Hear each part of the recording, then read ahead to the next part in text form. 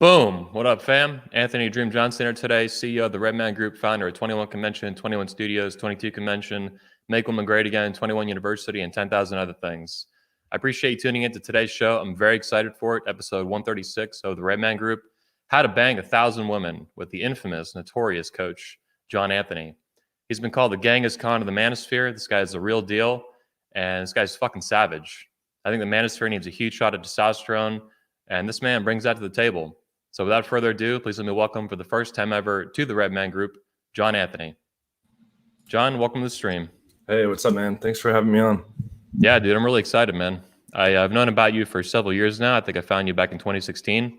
A lot of my friends who actually get laid in Orlando, they were huge fans of your stuff back then, still are. And I gave a big layer talk to the Orlando guys maybe in 2015 or 2016. Oh, cool. Fuck yeah. Yeah, I was actually in the original Orlando layer called Top Layer way back in the day, 2006, 2007. And I think what you went to is probably an evolution of that. I think those like the RSD guys doing their thing. Yeah, back then. Yeah. So not everyone on my channel is going to know you. I haven't obviously interviewed you before or anything like that, but I've been aware of you. For the guys who don't know you, what's kind of your background and origin story? How did you find the manosphere? How did you find the pickup community? How did you become a coach? So I was like the classic like super nerd, like in middle school and high school. I was like probably the nerdiest, shyest guy out of like 700 people. And it was I never imagined being in this position. I was raised very Catholic, planning on waiting until marriage to have sex, planning on never touching a drink, and then both those things kind of went the total opposite direction. But I was given like a kind of a lucky genetic luck of the draw in the terms of having hyper analytical abilities. So I always excelled in like math and computer programming and these kinds of things. I quickly mastered poker in high school, mastered stock trading, mastered chess. Whenever I got into a skill game, I was able to hyperanalyze and optimize it. And I also came from like a very verbally abusive childhood. And that gave kind of the drive and ignition component to really give so much of a shit about mastering stuff with girls. And that's been instrumental in driving me along the way. But long story short, one of my nerdy friends from high school who ended up doing a PhD in quantum physics, he's like living on a boat now. He was like, dude, you got to read the book, The Game. And then he was also recommending Mystery Method. And it sounded like a big scam to me because I was pretty clueless with chicks, and it didn't seem like there could be a method to the madness. It seemed like there was too much stuff that you couldn't quantify and this and that. About what year was that? What time frame? It must have been like 2007. Okay. And then nice. I finally read the stuff. And then it kind of like blew me away. Like in my first field report, I said, I feel like I've been given, like dynamite, like to fish in the barrel kind of thing. And I thought that everyone that was exposed to game and pickup theory would have a giant advantage, and that there would be all these guys, around the world that kind of underground had like this superpower, so to speak. And it came to be that it turned out to be quite the opposite. That most of the guys, mostly due to bad information and bad coaching, most of the guys that are into this kind of stuff are actually fairly terrible, the vast majority. And that's not their fault. It's the fault of these coaches that are purposely misleading them, purposely scamming them. There's internet marketers that dominate the space that just pump tons of money into advertising with good sales presentations. Yep. And they don't know the first thing about dating. Some of these multi-million-dollar products, they were content farmed out to India. There's not even a shred of truth in the dating advice. Yep. So I just want to pause on that. And I've actually met, having been in the industry and an organizer of a lot of these guys and people not that I've ever even worked with, but just have met and know this industry. You're 100% right. There was actually this thing called the Seduction Syndicate back in the day. And it was this that's still around. Yeah. It's still around. Yeah. They're huge. They added me to that, but it's a bunch of fucking cross scamming basically. Yeah, it's this massive scamming. All they do is talk about how to scam guys out of money. They've been doing this for over 10 years. And yeah, like you're saying, they just dump tons of money into like content farming, getting products made, massive advertising. They get banned on the advertising networks. They go to another advertising network. It's this endless shit show of just fraud. And it's been a plague on the manosphere for decades. It sucks. Sorry to interrupt, but I just want to back that up. No, it's all good. Right. So kind of to continue that story is I applied all the massive analytical abilities. Like I broke the first 100 girls in 2012 with just purely Mystery Method. And then I took an RSD boot camp because I kind of bought in the Kool-Aid back in the day, just like everybody else. And when I was at 103 leg count in towards the end of June 2012, I realized I was like exponentially light years beyond Tyler and Todd, who were the instructors. And then it became like a personal, it's kind of like when the pickup bug like set in, and I set onto this path of like massively evolving and optimizing the system. So I show my results graph. Am I able to share my screen and show that graph real quick? I did. If you put a link in, if there's like a link to it, I can do it. I don't know otherwise how you can do it on StreamYard. I don't think so. Okay. Yeah, there's like a share button down at the bottom. Or let me see if I click share. Oh, maybe you can do it. Yeah. Yeah, I can do it on my end. Let me just pop it up real quick just to show people the exponential progression. I was just on Bulldog Mindset's channel, and I showed them just to give people some kind of context. Nice. But basically, this is I kept exact track. Like there's plenty of people that doubt this. I know it sounds like a huge number. I kept exact track all the way through and have more proof than anyone of this. I took it pretty seriously because it's one of the only ways to measure results progression. So let me just share and just show this really quick here. Let's see. Yeah, I can't see anything yet. Just you. It's going to pop up in a second. Let me know if you can see it. Yep. Yeah. So this right here, it basically took me about 10 years to hit the first 100 girls. Then it was about 100 girls a year for a while. Then my best year was 246 new in a year once I dialed in on a lot of the texting and sending dates straight to the house. And this isn't fully updated. The current count yesterday was 1,321, nice. which is ironic because the 21. Actually, your name too is my name backwards. There's been some guys that have emailed me and thought I was part of 21 Studios because they get the surname and first name except. I heard people, you screaming about you the other day, and I thought they meant me because they kept saying John Anthony, John Anthony. I'm like, are these people just retarded, or what the fuck's going on here? Yeah, a lot of people like, I don't know, in other parts of the world, they look at the surname and call you by that. A lot of people call me Anthony on the channel, which makes no sense. But anyways, my whole process throughout was just to find anybody better than me at any particular area of game. Who's better at day game, texting, keeping girls around, night game, whatever it may be, and what are they doing that's better than mine, and then split test it. So it's a very scientific method. Split test it, and if it puts out better results with enough data, then adapt the system accordingly. And kind of the basis of the system in 2012, I was put in this forum called Top Beasts. It was this website, Top Beasts, and it was supposed to be the best 30 pickup artists in the world at that time, based on our field reports, people vouching for us, a whole variety of factors. And what I did was I befriended all those guys, kind of vacuumed up all the knowledge of what everyone was doing, and did a massive comparative analysis and took the common overlap in key areas. And that's what formed the basis of my system originally. So it has like the best parts of mystery method, the best stuff I could garnish from naturals. A lot of the advice out there is just pure trash. So, yep. I would say like the vast majority of the stuff that's on YouTube and the Facebook groups is way off from correct strategy. Most of the key elements to what actually gets results are not even mentioned. I think a lot of people do that on purpose, but a lot of people just don't have the skills. And long story short, at the end of the day, like the system is extremely optimized. I drove in a lot of innovation as well. I was constantly scanning for weak spots and suboptimal pieces and fixing whatever I could. So I just treated this in a very nerdy sense, like a big optimization problem. And I also made it extremely repeatable. So when I train guys in the modern day, there's no BS, there's no fluff, there's no abstract woo-woo principles that don't translate into practical strategy. And guys literally are just plugging into an optimized system where I define all their texting, define how to do all the different pieces, and they just end up with a whole stream of dates. So I show them how to run the dates, how to close the dates, how to keep the girls around. And guys are very frequently able to do like 50 to 100 new girls in a year, or at least, it's not all about racking numbers, at least get their dream rotation or dream girlfriend as fast as possible. So that's kind of my background. That's the big difference from what I bring to the table. And I'm also I know you do a little bit of it too, but in the pickup world, the pickup community, I'm probably the only coach that actively calls guys out. Yeah. And a lot of guys misinterpret that and think it's for attention or to hate on people that are bigger than me or a marketing angle. But it's really just because I have a big passion for the game. I devoted my whole adult life to this, to optimizing this. And I put in the blood, sweat, and tears to get what I believe is by far the best system and have all the results to show that.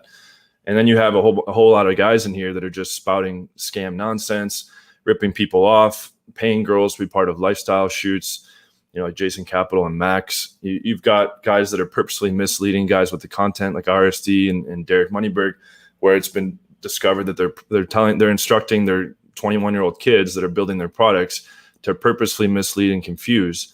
And all this stuff is just focused on upselling other products. So, even though I'm not as big of a name or as big of a channel as a lot of these guys, because my business was largely word of mouth because I deliver the goods, these guys, are far more popular because they drove shitloads of marketing into building their whole scam image. And just look around. Nobody's really getting very good. No company out there is churning out very good guys at pickup, besides myself and playing with fire, I think. Dude, are truly RSD was some of the worst. I mean, I met a lot of these guys in person. They're fans, these like little groups of RSD.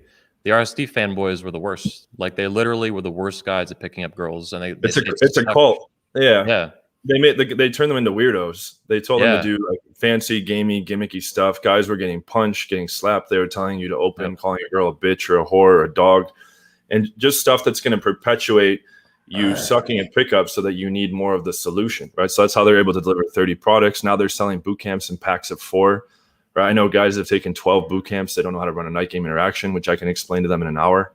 Yeah. So without beating a dead horse, that's kind of the backstory and the context of this. And for those of you that are familiar with my content and that subscribe to my channel, when I attacked Max, as expected, he made a whole targeted, coordinated attack and reported mass videos since the beginning of my channel. And so my channel was in danger of going down. I'm not able to post for a week, and I had to private all the roast stuff for now. But we're basically just cutting out any kind of personal attack stuff from the roast, and we're going to put them all back up. But Nice. That's where that stands with that. So it's, I'm trying to lead the fucking good fight and open people's eyes, and a lot of people are waking up to this stuff. Yep. But it also comes with a price. I also care a lot about getting the guys good. I don't want to sacrifice the channel over, these fucking assholes trying to censor them. You're doing a public service, to be honest, and you're getting called a villain for it. You're getting stabbed in the back and you're getting shot for it. But I believe honestly what you're doing, man. And I understand that you're this you're abrasive, you're kind of brutish. I'm all about it. I think it's great. There needs to be a lot more of that in the manosphere, and the lack of that is a lot of the reason that these guys suck. They suck with women. They don't understand men. They don't understand how they get defrauded. And in my view, this problem's been going on for probably 15 and 20 years. I don't know the manosphere in the 90s too much. I was not in it until 2005. But since I got involved, this has really been a serious problem, and not enough people talk about it. They just there's no quality control. There's no quality control, right? Like nobody. It's on face value. Everybody promises the dream, which I guess is your nickname, Anthony Dream Johnson, the dream, baby. But everybody's promising. Like I've watched some of these video sales letters. Like for those of you, just a real quick example. This kind of like sums up a lot of these other products. A Tawa Badass, right? That was on ClickBank. John Benson, the professional copywriter, wrote that product. They content farmed out to India. Yep. Joshua Pellissier, whatever, was the supposed face of the product. But I ran into Tim Houston at a marketing conference, and I said, "Hey, that product's pretty much all bullshit, right?" He's like, "Oh yeah," right?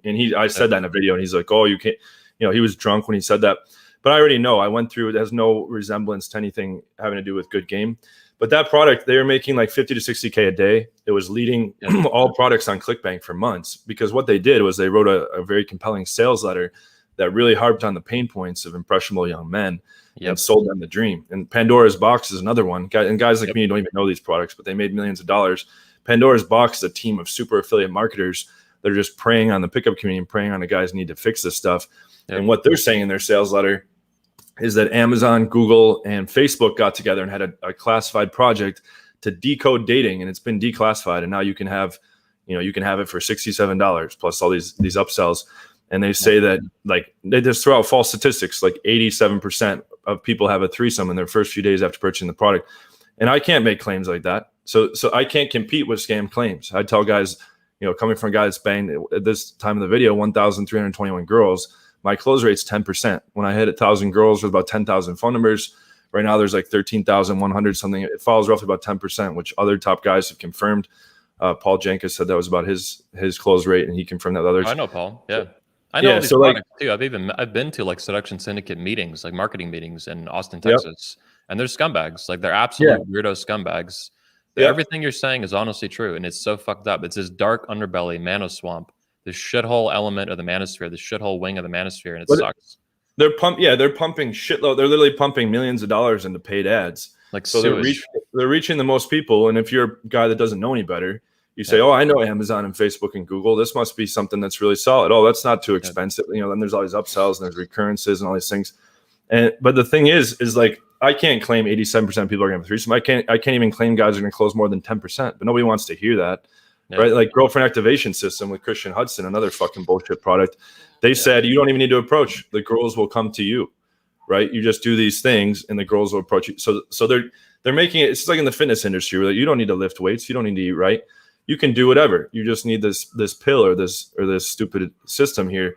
And it doesn't work, but they sell exactly like the easiest path that guys can just say, okay, I don't need to approach anymore. I don't need to worry about approach anxiety.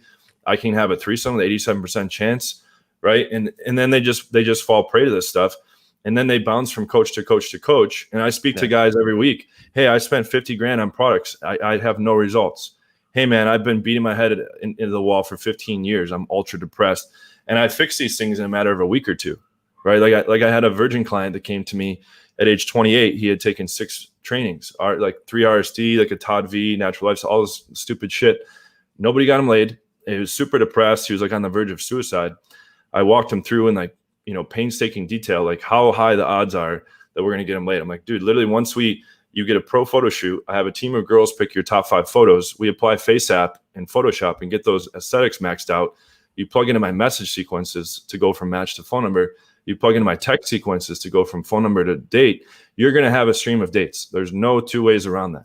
So like at the very minimum, you're going to have a whole bunch of dates, and a lot of them will come straight to your house based on my text sequences. So you literally just have to know how to close at the house and how to run public dates, which we dialed in on. He got his first lay in day 4, and he rocked the chick in bed on his first time too, because I have a sex training in there. And he said the chick was like, this is the best sex I've ever had in my life. And I just had another guy in the program was a Virginian, and she said the same thing. These are virgins like knocking out of the park hardcore on their first time ever having sex. And he got 8 lays in the program in 8 weeks. And that's better than most guys that have been doing this for 15 years. Yeah. So yeah, they end up just being dabblers. They float from like, camp to, pickup school to pickup school to pickup school to coach. It's a disgrace. There should only be one training. I tell guys on the calls, you don't need, this isn't like, okay, you dabble in mine or you're on the one part of your journey. I'm going to permanently fix the problem for you, for better or worse. If that's good for business, I don't fucking care. I don't even know how I would teach this stuff in a way that's purposefully misleading the guys. I don't even know how to talk about game and pickup in a way that's like woo-woo or abstract. It's very systematic and strategic to me. So unfortunately too, that's just the norm. It's just an endless cycle of bullshit and word salads and, really vague stuff from keyboard jockeys. This is, 80% of the manosphere has been that, I'd say, for a long time. And it sucks. And I'm really glad you're speaking up and doing something about it. And you take heat for it, massive heat. And that's part of how life goes, man. I have the same issues, Yeah, I've had RSD was pushing all kinds of slander and stuff like that, saying I was a rapist and that I've never been accused or charged with rape. That's a fact. But they push that everywhere, and they push that so popularly. A lot of times my name comes up. Oh, isn't that guy that got in trouble for rape? Never been accused of rape. Never been charged with rape. Right. Didn't one of their coaches, Julian Blanc, talk about raping women, or Tyler get caught on video? Tyler did about some old Field Report post about putting it into a stripper in the morning, and she was like, that was all over CNN and shit too. Yep. Yeah. But yeah, I mean, like I've been invited to conferences and stuff. I saw like RST Papa was on a conference list. He contacted the organizer. Oh, don't let that guy in. He's a rapist, right? Yeah. Never ever been accused of rape. Never ever. In 1321 closes. Never once accused of it. Never charged with it. But that's what they push around. They were telling people for a while that I threatened Owen's kids. I didn't even know he had kids. So it's very, very low blow type shady shit. They got my old Facebook group removed. It was just filled with massive content that was super helpful. And I put up a post like dishing all this dirt on different RSD coaches. Group goes down the next day. My Instagram, I put like 200 or 300 closes in a row of proof. And then I was at a conference talk in Poland. I was ripping on RST Tyler, and I was like, by the way, guys, sign up for my Instagram. Oh, was that 2019, the conference in Poland? Yeah. Oh, yeah. We had one in Poland too in July. I think that was right after us in August, right? Yeah. Yeah, I heard about those guys, yeah. But yeah, my Instagram went down during the talk. And now, once I bring up the Max, like basically the summary of the Max video I made was that he's paying girls, like there's proof of this. He's paying girls to be part of a fake lifestyle, right? He's not banging them. The girls on his harem are just girls that are being paid, literally on the payroll, right? And then he posts all this shit on Instagram trying to be like Dan Bilzerian, who also pays girls. I know that from because I'm in the poker scene. I know guys that are close friends of him. He pays guys, and Dan Bilzerian pays guys and girls that are around him to be around him. But Max is doing that to create this fake lifestyle image so that guys sign up for his course. He sucks at pickup from numerous reports on the inside. He just plays video games all day. He sucks at pickup. His Freedom Business Mentorship course is like a 1% success rate. He went from pickup scamming mentorship to a business scamming because it's a broader audience because the pickup is a little bit niche. A lot of guys do kind of bounce around industry. Oh yeah, the scam stays the same though. Exactly, and they're all like using the same marker that Ty Lopez uses. It's all one big steaming pile of shit. But anyways, I put out the Yeah, Max video, exactly. ripped on his girlfriend, and he got the video down for fucking cyberbullying, right? And then he's reporting shit from 2 years ago, 3 years. These all happen at the same time, so it has to be Max. Yeah. So I'm going to come back like 100x over the top. We already have a class action lawsuit being prepared with tons of victims from Max's program. Excellent. And I'm just going to continue the attacks without any, without violating any of the stupid PC rules. Yeah. But that's, we can get into other questions you have and stuff. Let's focus more on game. I do want to get into these issues more later in the show, the fraud and this and that, but this is a good opening kind of dialogue on it. I'm all about it, man. I really appreciate it. And I know you could take a lot of heat for it, and keep up the good fight, man. It's a good fight, and the community needs it. It needs guys. It should be men leading the community to actually get laid, if that's what they focus on. If they're a coach for that, which I think is what you do. These guys are so warped that they look at it backwards. They think that anyone like calling people out is like doing low vibration shit. They think that like they think like to be a man, you just need to like take abuse, and you need to just like take shit laying down and like thank people like for like walking on. No, I think I'd like to hear what you think about it, but I think the community is basically, just by definition, it's filled with beta males. It's filled with guys who suck with women, which means they're conflict avoidant and they hate conflict. So when they see conflict, they get really angered by it. They get upset by it. They get triggered. They freak out, and they revert to what their lifelong pattern of behavior is, which is to shut down conflict. No conflict, no conflict.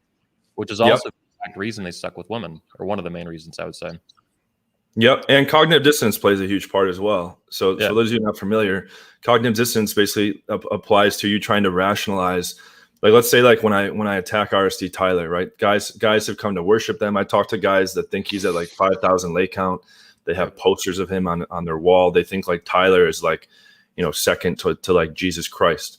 And when I show all the subjective reasons of lying, of scamming, of purposely misleading, of being in bed with like all the fucking scammers, and him just focus on extracting as much money as possible from these guys, and that's his only focus. I've talked to his own instructors, guys that have retired from RSD, guys that you haven't discussed yet. I know a lot of these guys, and they've told me flat out Tyler's a massive fraud. Like, he does not get laid. He lies. He's gotten laid. I mean, he's not a virgin, obviously, but he lies on his own conferences. He lies to his own guys, and he rationalizes it. They'll be out with him the night before. He won't bang a chick.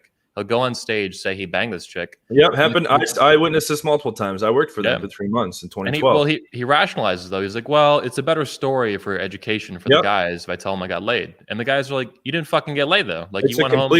It's a complete facade. It's a complete facade. But as it ties into cognitive dissonance is that guys hear this and they think, I've put a lot of money into his shit, a lot of time, a lot of effort. I've drank the Kool-Aid. I'm so indoctrinated. For me to acknowledge that this is all a fraud is going to like crumble my world. So instead, I'm going to say this guy's a hater. This guy's just jealous. This guy's low vibration, etc., and dismiss all his objective, logical, rational points so that they can protect their ego and protect like this world. Because it's literally like it shatters their entire world. Would you say it's also like a sunk cost fallacy, like in gambling? They're just kind of like, they're so invested. They spent $3,000-$4,000. They don't want to give it up. Yeah, but the thing is that I've been hammering so hard on it. Like, I've really to possibly to my detriment, putting the channel at risk and stuff. But I've been hammering so hard, and I've been getting so many emails where guys are like, "Okay, that's the final nail in the coffin." Like, you can't get around it. Even his own video editor, like that was editing Tyler's infields, is like, yeah, his quote unquote game is like nothing special whatsoever. Right. And when I'm telling stories of like massive amounts of lying, when you see like he's using the same marketer as Derek Moneyberg, and we have like insiders that created Derek Moneyberg's course that are saying like he told us to purposefully mislead and confuse, and he's just constructing all his content to upsell other things, and he wants to extract as much money as possible. But I have lawyers involved in this shit. They're, I'm sure I'm fucking public enemy number one to these fucking pieces of shit, but they are public enemy number one. What's that? Me and you both, man. They hate me too. But the thing is like, yes, learning strategy is one of the most important things you can do. But ditching all these guys that are literally against you, but pretending to be on your side is like right up there at top of the priority. Guys, like, why do you focus so much energy on hating on these guys? Because they're fucking making you go backwards. That's why. Like, if like look at to anybody watching this that follows any of these fucking idiots, right, in the RSD community, the natural lifestyles, Todd V, like pretty much almost all of them. look at your results. Are you happy with where you are? That 99% no. I know that for a fact. It's much less than that, actually. Hardly anyone is getting good. Hardly anyone is fixing the problem. My students do that very consistently, but hardly anyone that follows these guys is getting good at pickup. But they'll defend them to the bitter end. And the whole manosphere and pickup community has like stopped giving a shit about results as well. Yeah. Like guys label me as the weird guy that cares about getting laid, that cares about results, that cares about tracking how many girls you've been with. And they're taught. Let's pause to get into that a little bit. I mean, you've banged 1,000 women. There are very few men who've ever lived who have banged 1,000 women. Less than 1%, I would say. Not just now, but for thousands of years. Like I said, some Genghis Khan level shit. I'm all about it. I think, some men are going to do it, and then some men are going to not only do it, but be able to teach it, be able to talk about it, which puts you in an even rarer camp of individuals. So let's get into some questions. What do you say to some very kind of generic responses like this?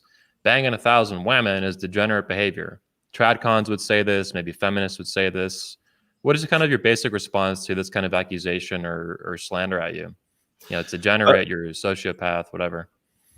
Okay, so first of all, like most guys that are like into this stuff want to bang a lot more girls.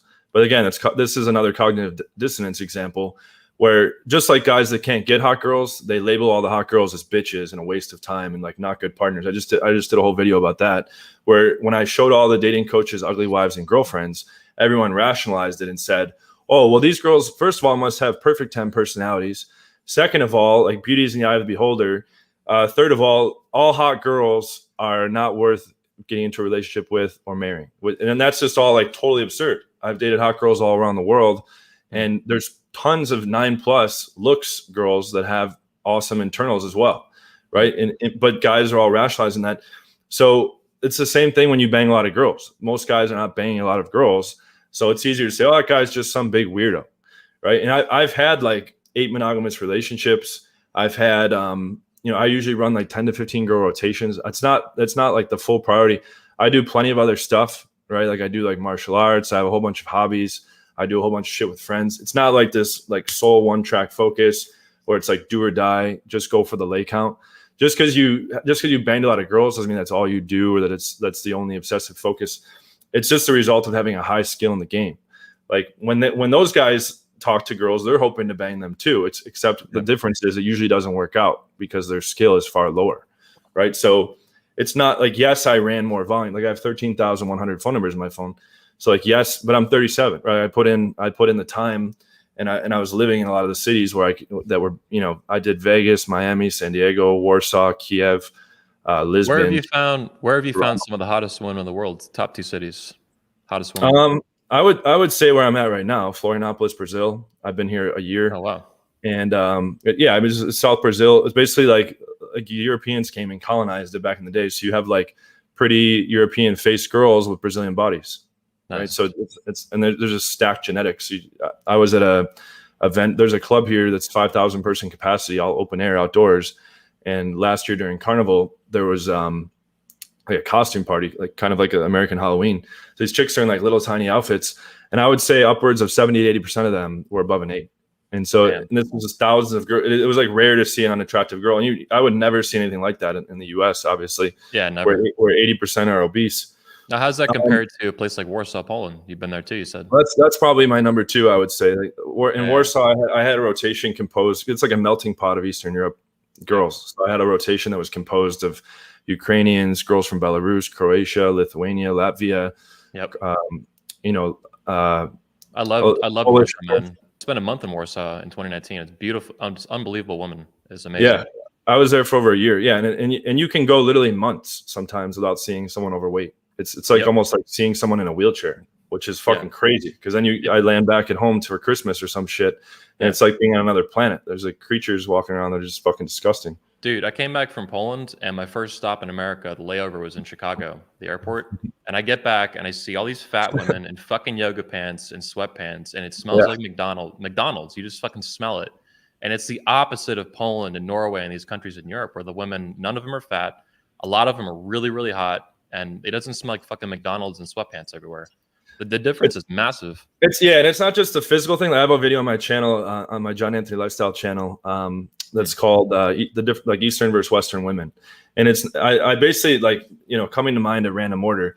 They're more feminine, they're more elegant, they're more respectful, they flake less, they play less games, they take better care of you, et cetera, et cetera. If you search for Eastern versus Western, you might have to do a search. I think it's like a year and a half old or so. They're just type Eastern. But all the internal, there we go, top one there. All the internals are, it's such a massive difference. Like there's such better quality women internally and externally.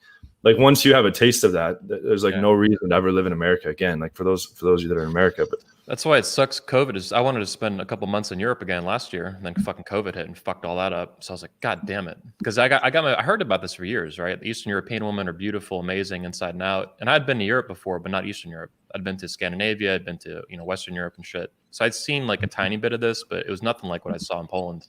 Amazing. Yeah, and yeah, it's hard. Yeah. It's hard to go back to America. It sucks. It's a bunch of fat spanks.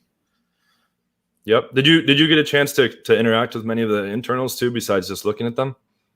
I fucked a couple women when I was there. I went to Krakow too in the South. I wanted to do the 21 convention in Krakow in 2020, but then COVID hit, fucked that up. And maybe we'll do it this year, but probably not because that shit's still fucked.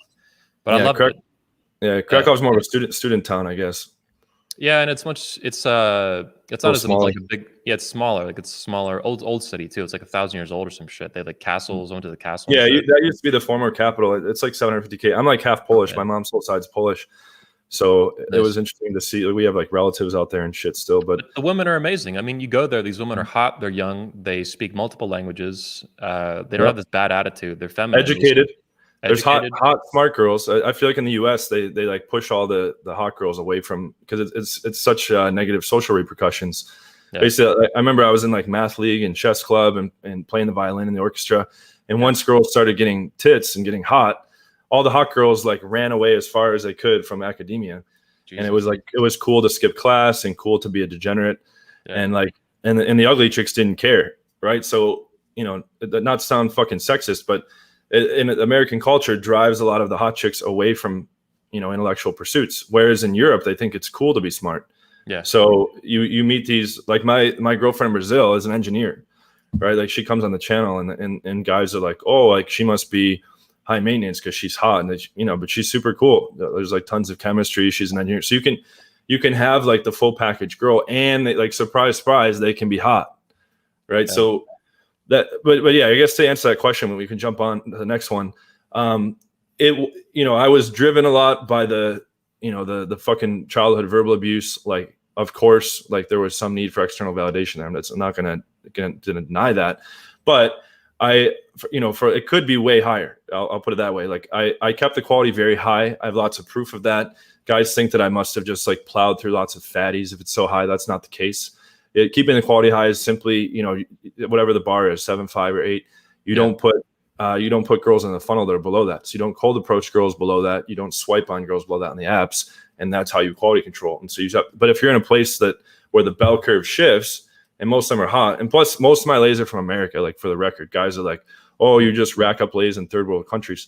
I've been in Brazil 1 year. I was in Poland for about a year, but when I arrived in Poland, I was at like 900. And most of the lays were from the U.S. So, but yeah, we can jump into the next question. Well, it brings to mind the things you're talking about here. So, my experience, I like to hear what you think about this. In the manosphere, even since the 2000s, the pickup community, when that was kind of the more dominant center of the manosphere, I've noticed it, and the RSD guys are really bad with this too. They say they bang like 8s and 9s or 7s or whatever, and then you meet the girl. And it's not that. They embellish this shit to ridiculous levels. Yep. They bang 4s and 5s and they call it 7s and 8s. Yep. And sometimes there's lying. Sometimes they actually believe it though. And it's like, yeah, bro, you're delusional. So what's your experience? That was the purpose of showing the girlfriends and the wives, right? Did you see that video? Because I privated it. And you nailed it with the ones I saw. You fucking nailed it. I know. Yeah. So it's like.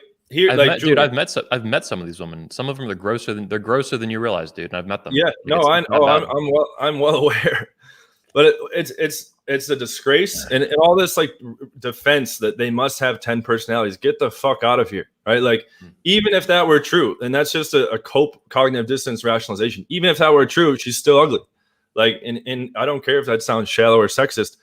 Like, don't be a fucking dating guru and bang an ugly wife or an ugly girlfriend. Like, get it the fuck together. I use the analogy, if a guy was giving like a talk at a Make Money Online conference, and he's like, here's my bank account, it's under $100.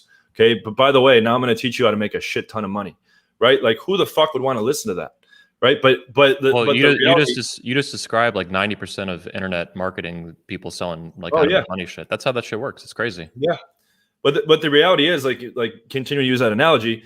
Instead of showing the bank account with $100, which is what I'm doing when I expose these guys, is they're saying, "Oh, I make millions of dollars. Yeah, I make millions of dollars all the time." And then what that does is it makes people actually pay them so that they can get the millions of dollars, right? Like Max hires these girls for the lifestyle shoot. Jason Capital was found out by Manhor to be hiring girls $400 to come be part of a lifestyle shoot. He puts that shit on Instagram. I know Manhor. Manhor is an old speaker at 21 Convention from way back. I lived with Manhor. I actually got him arrested for assault in 2013. Oh my God, what the fuck? Whoa, I haven't talked to him in a long time. I was not aware of this. Jesus Christ. I moved. He hit me up like back when I was like coming up in the forums. He's like, dude, I think you might be the best guy in the world of this stuff. He's like, I want you to come and live with me in Vegas. And I was like, I thought he was cool at that time. And this and that, and we lived together, and then I was like outshining him, and he's like, I'm supposed to be the I was getting a lot of attention, and we had a falling out, and then it kind of like escalated, and then he actually hit me in a casino in Vegas, but he had been like piling on numerous threats for weeks and months, trying to like terrorize my life, and so when he hit me in an area with a camera, and the security saw it, and they're like, "Do you want to press charges?" And I only pressed charge, not to be a fucking dick, that's not my nature. But just to fucking end the terrorization, right? Mm-hmm. And then, surprise, surprise, 2 weeks later, Derek Moneyberg comes to town. Hey, I'm in town. Don't let anybody know I'm here. And I get arrested. Okay, and that's the only arrest I've ever had in my life. And that fucking destroyed my entire reputation. And it's a whole nother fucking story. But everything points to a setup. And the key witness in that case was found dead, a 28-year-old. And these motherfuckers, like, I'm very, I don't want to get into different legal aspects on the channel, but let's just say that that was a setup, and they're still out free, walking around free. Damn. Here's a question: you fucked over 1,000 women. 1,321 is the number, right? Yep. It's a hell of a number. 21's a great number. End with that. Thank the girl from last night for that one. That was It slowed way down because I'm living with a girl I'm normally with a lot. We have like 9 girls in threesome rotation. I've got 15 regulars on the side for one-on-one stuff. And there's 3 hot girls living in the house. So it's on-demand threesomes and foursomes. But the girls in the house know that I have my own side shit, and I have the threesome rotation, and my girl does pick up with me. So it's kind of the best of all worlds here. They probably figure this out when they meet you. I mean, this is like they sniff it on you. They smell the vagina juice on you. This is how women are. Yeah. They smell it. They smell it a mile away. I hear that a lot on first dates. I get branded as a big player right away. I don't talk about banging a lot of girls to these chicks. When they ask if I'm seeing other people, I tell them I'm always busy with work, which is technically true. Jesus. And the frame is always, I don't think it's good to put out a fuckboy frame to these girls. If they ask me how many girls I've been with, I say I don't keep track. Probably like 15 to 20. I just give them the acceptable standard answer, right? But that's exactly what a fuckboy would do, though. They know that. They're like, oh, this guy knows. A lot of guys they see right through it, man. Yeah, bragging is stupid. Yeah, this is great. What was the question? You had a question tied to that? Yeah, my question is: you fucked over 1,000 women. What are some of the craziest stories, like maybe top 1 or 2, that you can share on the air? Because obviously, look at that many women. There's probably stuff you can't share. I know I have stories like that. I'm writing a book. I'll put it this way: like it was like living like a rock star. I lived in all like the party cities around the world. I got connected up with a lot of the best guys in the game, which, this sounds arrogant and all this stuff, but I still see myself as very far ahead of almost everybody else. There's the next best guys I know in the game have real lay counts of around like 600 to 700 now. So I'm almost like double that, and that's not to say there's not guys with higher counts than that. There's plenty of celebrities and athletes and stuff like that, but guys are have you heard of Ratis? Jared Dwyer, Ratis? Yeah, he's fucked about as many women as you have. He's an awesome dude, an old friend of mine, an old speaker actually at 21 Convention. Yeah, he kept exact track. I don't know if he kept exact track, but I saw him mow down 50 women in 6 months at my house. We lived together. That's solid. He's a beast. The last I checked in was in like 2016, and he was like 700-800. So he was he reminds me of you a lot. You and him would get along, I think, in real life really well. I don't know if this is good of a. How old is he? He's probably a little bit older than you, probably like 39 at this point. I'd have to kind of. He's older than me by a while, by considerable amount. Yeah, I don't doubt it's been a lot, but anyone that wasn't keeping exact track, usually there's like vast overestimations is what I've found in most cases. Like a lot of guys, because it seems like you've banged a shit ton, right? Like, but if you're unless you're keeping exact track. This guy really has, like, I saw it with my own eyes, like 50 of them in 6 months. Yeah, link me up. I'm always curious to connect with those guys. I'll send you his speeches. He's fucking savage, man. But I don't know if I think are good. Just from what I'm getting, I suspect you are good at coaching, like you're saying, and it's a rare talent to have both, to be able to mow down that many women with that much focus. Well, the thing is, methodology too. Yeah, the thing is, I'm like a hyper analytical machine. Like my big interests outside of pickup are like health and longevity optimization, like nanotechnology, artificial intelligence, robotics, molecular biology, genetics, all these super quantum physics. I'm really into all that, like the singularity, like the technological singularity with advanced artificial intelligence overtaking. I'm still deep down like a super closet nerd, right? But I love optimizing systems, right? And this, poker and chess were very, very fun to optimize, but nothing beats the game, right? With the real life interactions where the reward is hot chicks and vagina, and like, that's what I was trying to allude to before, is there's so many stories. I'm writing a book. There's so many stories, like almost every night out is an adventure. Like when you're going, even if you don't get laid, there's usually some kind of fucking crazy shit that happens. If I had to think of, it's hard to pinpoint. You're just looking for like shock value or like outrageous. Yeah, just outrageous shit. I mean, you've been through a lot. I have no doubt just talking to you, like a lot of shit. So what is maybe like one or two stories that are just fucking nuts? What are they going to read in your book, for example? Let's see. So yeah, a lot of crazy shit happened in Vegas. When I lived in Vegas in 2013, it's because basically like, nobody, it's like the city never sleeps. It's just all like mayhem at all hours. There's a lot of crazy shit that happened there. I tried to like max out, like see what I could do in a weekend. I went to Charleston, South Carolina. Yeah. It must have been January of last year, right? So January 2020. And I like switched my Tinder to the city beforehand, and I was like, all right, I'm gonna see like how many I can physically bang in a weekend. Nice. Right. And so I went there, and we also hit clubs, and like I did a lot of approaching and stuff like that. And it was just like balls to the wall, like trying to get most of them to just come straight to the hotel, and like just really like trying to max out as like a test. And in 3 days, I'm getting 18 lays. Right. And I have a whole video about it, like detailing it all. Jesus. If you jump on my channel again, the 18 in 3 days. Which, are you popping Viagra and shit, or just going, or like how is this going down? The only thing I do for like sexual performance, I've actually never tried Viagra or Cialis just because of the negative health aspects.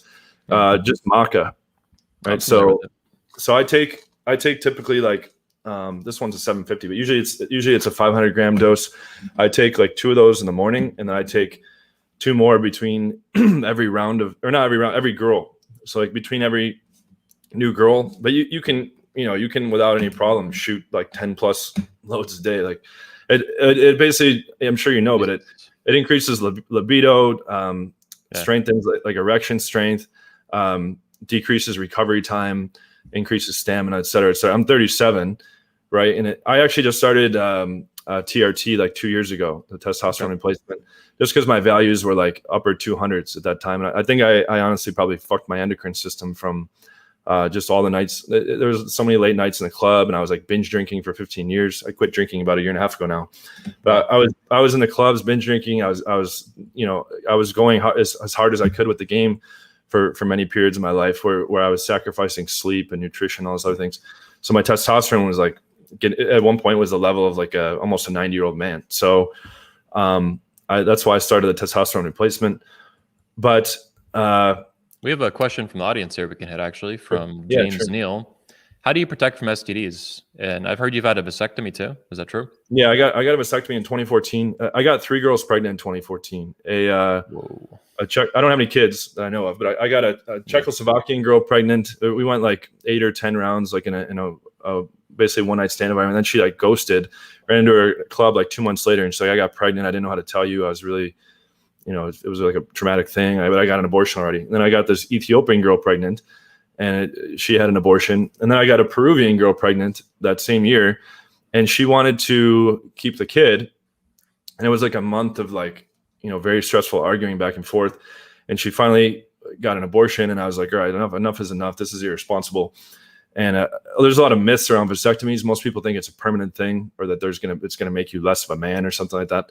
All it does is permanently block the vas deferens. Well, not permanently. It's reversible. That's like the other thing. So it can be reversed, but you can also freeze sperm, and your sperm is more vital when you're younger.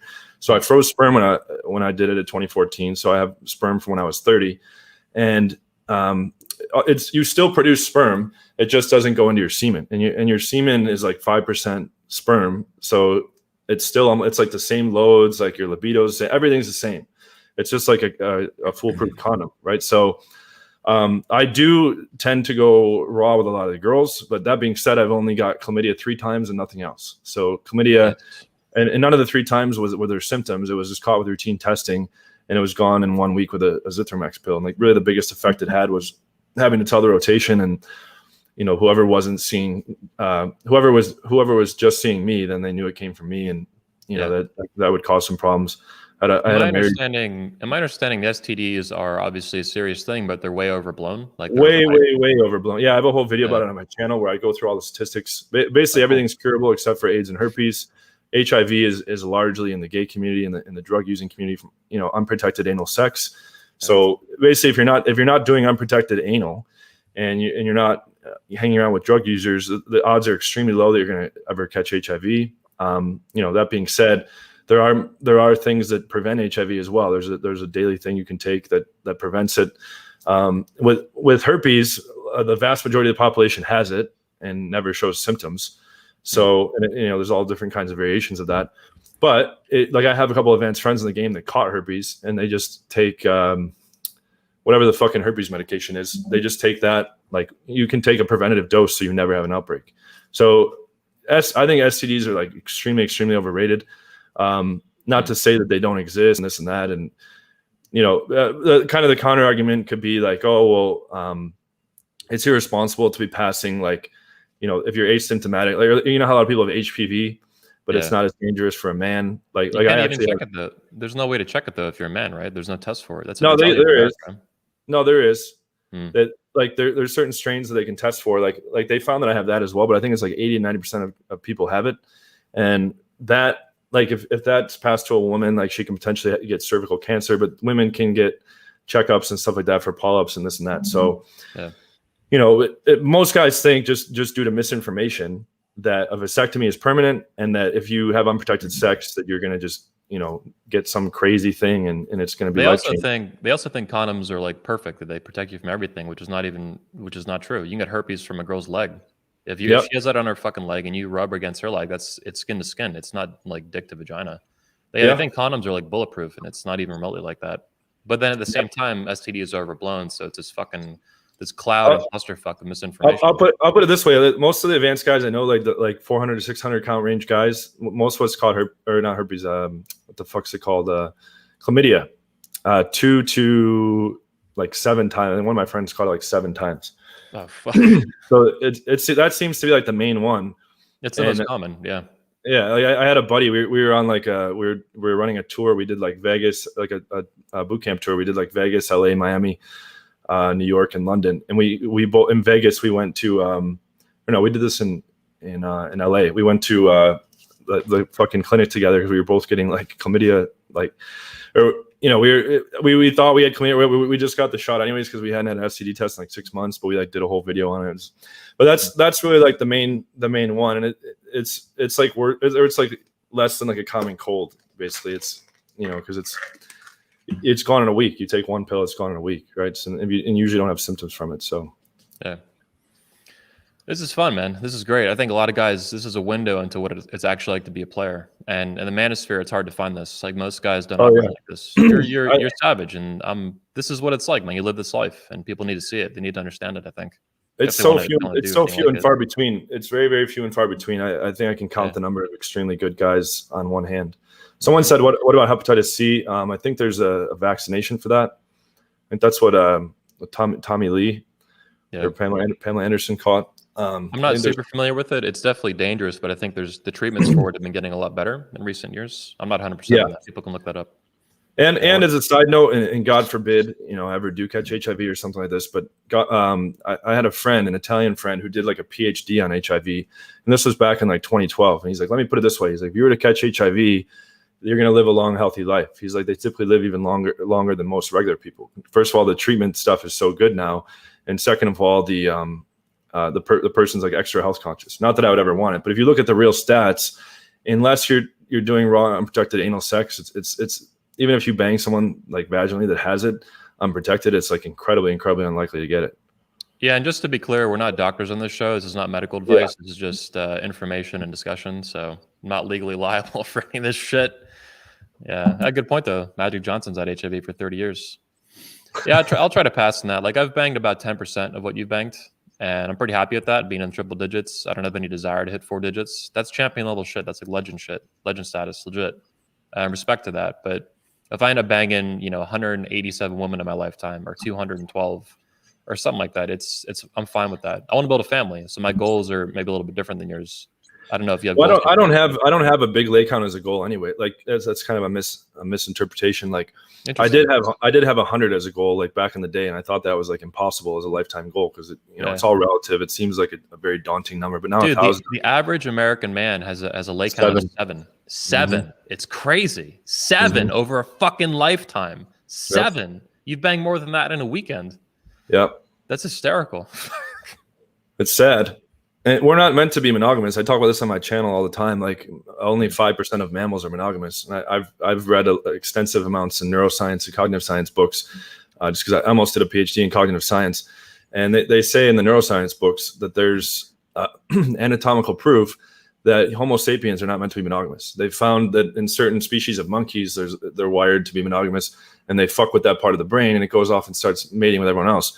What they found is the natural state for Homo sapiens is we're supposed to have one main partner and a bunch of side partners. So kind of what you see with like animal kingdoms, like in the tribes where you have the alpha leader and he bangs all the females in the tribe. That's how it's supposed to be for us.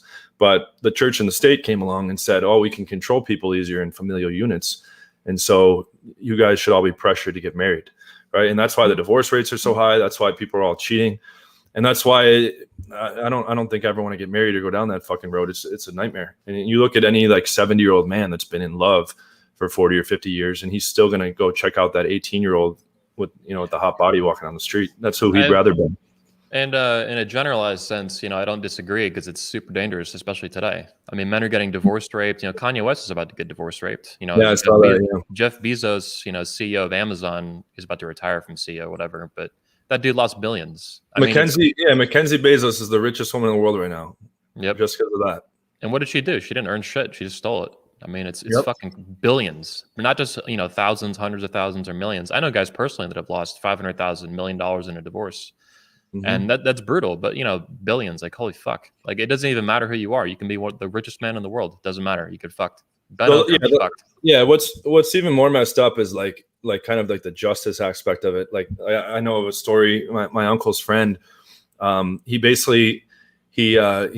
worked really hard. He was like the sole breadwinner in the family. The wife was staying home with the kids.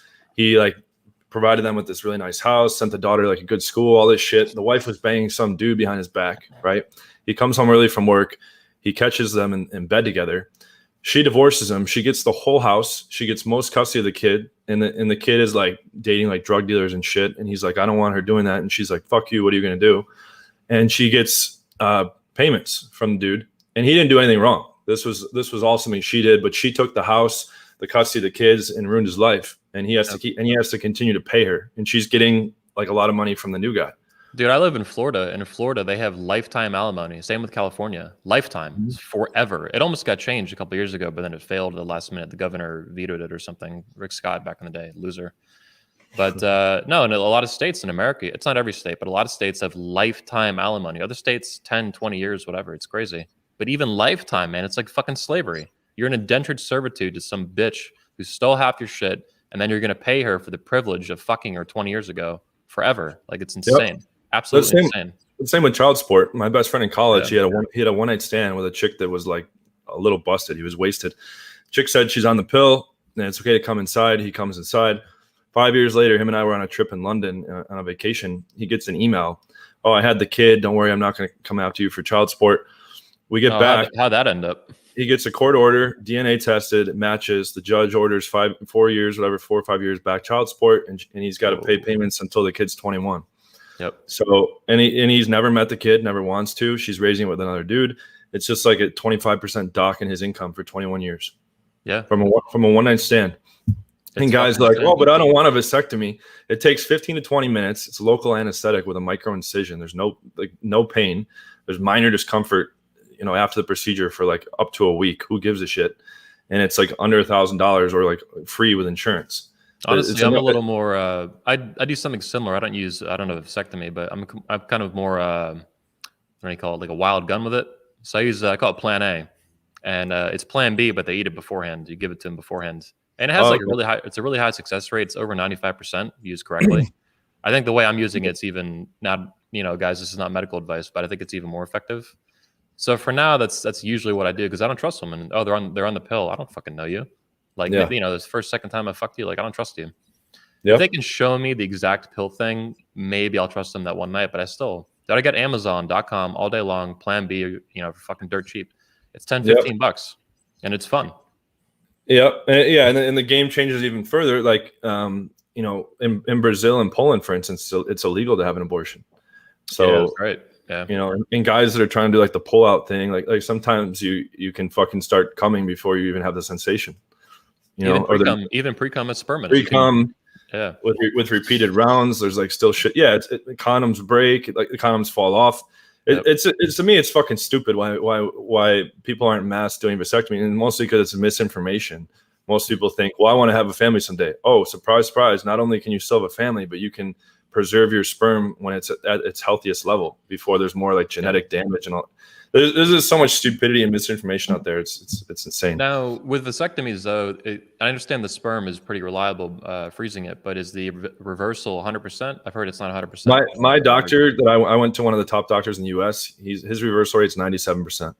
Okay. And he said he can reverse it any time, but if you freeze sperm, then you can just use the frozen sperm. Which, if I were to ever have kids, which I'm leaning towards a no, but if I ever do want to have kids, I would do the thing of playing God. I don't believe in God anyways, but I would match up like a sperm egg pair that had the most desirable. First of all, you can weed out genetic diseases, and so you can weed out Down syndrome and all, these other different syndromes. But you can also choose the height. You can see 3D models of the face across its whole life. It's all information and encoded in the genetics. You can know its voice tone. You can like literally, it's like Build-A-Bear. Like you can, I stay up to date on a lot of these genetics things. You can literally choose like which combination has all the stuff that you want. So I'd rather do that than roll the dice, and then maybe end up with a kid that has, a big problem, So I think that's the smarter move. All right, well put. So here's a question. It's something kind of general, but I really want to hear your thoughts on it. What are some of the main reasons, the core reasons that men today suck with women? Not just in the manosphere where it's filled with like, you have guys who are damaged, you have these frauds teaching bullshit. So there's a whole clusterfuck in there. We can get to that. But even just in general, American dudes, why do American men suck with women today? They're having less sex than they've ever had. There's more betas than ever. I mean, this is not like a secret. So like, what are some of the main reasons for that today? And like, how does that relate to what you teach? Well, our generation, like we had, it's like in Fight Club, we have no fucking great war. Men are not working with their hands like they used to. Lots of men have become very soft. The women have become like extremely empowered and are walking all over them, and guys aren't standing up for themselves. A lot of guys have poor male role models growing up, right? So they don't know what it means to be a man. They haven't had to, put in blood, sweat, and tears like our grandfathers and shit. Where a lot of them were doing hard labor jobs, working long hours, fucking, walking to work, all kinds of hardships being endured. And guys nowadays like are inconvenienced, like getting off the fucking couch to go microwave a meal or something, right? So I talk extensively on my channel about how a lot of guys are pussies and don't stand up for themselves. Like a lot of guys couldn't last in a fight. A lot of guys just let people walk all over them. And yeah, of course, these role models they have are in the same boat, the same beta fucking boat, proclaiming to be these master alpha. Like RC Tyler is my favorite example. This is about like he's like the classic stereotype about as beta of a guy as you can get. That's like putting on like the most full try hard attempt to be the coolest guy ever and just failing, like flat failing. like the camo shirt and like the indoor sunglasses and the dog chains, the dog tag shit, and like rocking flannel shirts. And he thinks this massive charisma to this cult following that he's like massively misled with countless lies and building of a facade, replaces he's only alpha to them and only through a delusion, right? Girls see right through that shit. I have videos where I'm like, hey, and it's not staged either. I'm like, hey, look at this guy in a video for a few seconds. Tell me your thoughts. And I've been with him in person, and I've asked the girls, like done little like surveys with the girl, not like, what do you think of this dude? What, gay, weird, creepy, like super cringe, like awkward, ugly, like, just all the most, like, he's worse than most students, and he's running around like proclaiming to be the ultimate pickup artist and the ultimate coach and the ultimate master. And he's like the biggest fucking loser, like far more of a loser than most of these guys he's teaching. Charisma does not, it does not make up for like these massive beta traits across the board, right? But guys take him as a role model and they want to be like him. And, obviously you see the result of that. In my 10 years of coaching, I never got on the phone with a guy that said he got good from RSC teaching. It's never happened. They're the worst guys. Like, I really have met a lot of RSC guys. They're the worst. I've seen them in person. But they're the most popular. And guys are like, why do you still hate on them? You've said enough. Well, they were. RSD has collapsed. They're gone. RealSocialDynamics.com is dead. Literally the whole thing is collapsing. It's not true though. They're still running. They still have boot camp schedules packed all year. A lot of this is a marketing ploy. We're done with pickup. They're still teaching dating courses all the time. They're still rebranding it, repackaging it. Exactly. They're all they're doing is they're branching out to a bigger audience to scam. Now they're labeling it charisma training with Jeffy, high status communication with Owen, which Jason Capital took that scam route. Julian is a transformation coach, right? The guy that had like massive drug problems, that melted on CNN like a giant pussy, and the cognitive dissonance there. Guys say, oh, he did that all as an act to gain publicity. No, he crumbled like a weak fucking beta pussy, right? And then I showed his wife. That's like a 6. And he's putting out a product called 10 Game, which was the website is mygameisa10.com. And I make the joke, my wife is a 6.com, right? And you have these guys, and they proclaim, like even Myron Gaines in the red pill world. Yeah, I'm running through all these 9s and 10s. I have an email that I showed in a video that he emailed to me personally. Hey, I bang between 4 and 8 quality. First of all, he's slamming out 4s, which is disgusting. Second of all, if the ceiling is an 8, there's no 9s and 10s. It's all a full fabrication. Here's a theory I have on this. If you'd maybe comment on it. I think what guys do, if they're not just outright fucking lying and delusional bullshit, I think what they do is they consider a 10 the absolute peak of what they can bang on their best day of the year. So if the best they can do is a 7 or a 7.5, that's their 10. So then when they fuck 7s, they're really like a 4. You know what I mean? So I think that they create like this art, like a glass ceiling, like for feminist bullshit. They have like this glass ceiling of a 10, but it's really like a 7. And then anything above 7 doesn't even exist to them. It's like like ghosts. A lot of it's image too, like the extremely abbreviated version. When I took that Tyler and Todd boot camp, I like absolutely destroyed on the 3rd night. And Tyler brought me to the front of the room. They're like, we've never seen anything like this. This guy like tore it up. And that was only at like 103 counter, at that time. It's 10x now. And he told a story to everyone how he had just gotten a number off a girl that he claims is one of the hottest girls he's ever met in the game. That was like a full-blown 10. He said like top 3 hottest girls he's ever seen. Long story short, I memorized the phone number off of his phone because he had it open next to me. And I waited till he left town, and I was respectful, and I asked Todd, did he bang that girl? No, they never met up. Okay, I texted her, said, hey, I'm friends with Owen. I'm new to Philadelphia, etc. Flirting, got her to agree to a meet. I'm like, send me a picture of yourself. 6 max, but probably below a 6. Like very busted, very gross. And this, he was saying top 3 top 3 hottest in the world, right? But what story should he tell? Why shouldn't these internet marketers say 87% of the people get threesomes? What sounds better? So they're just operating under what sounds the best. I've never lied about any result. I've never fucking faked an infield. I've never told any story. When you have real game, when you have real skills, you can fucking back up everything. And that's that's why I take this so seriously, because you can really do that kind of legendary stuff and it can be real. Right. But you have all these clowns that have made it into a disgrace. It's basically what Jake Paul's doing in the fighting world.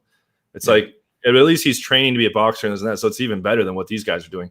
Imagine the guy had like, no training whatsoever. and he's coming in and saying like, yeah, I'm better than all these fighters, right? That's what Tyler's doing. He's disgracing the game. He's setting the community backwards. That's what most of these guys are doing. Yeah. They're proclaiming to be the ultimate man, the ultimate. I think what's happened is they've created this huge cloud of such systemic fraud that's like the norm. Like most of the dating coaches and most of the pickup artists are over 20 years now. This has been going on. It's just fraud. It's rampant, really fucking bad.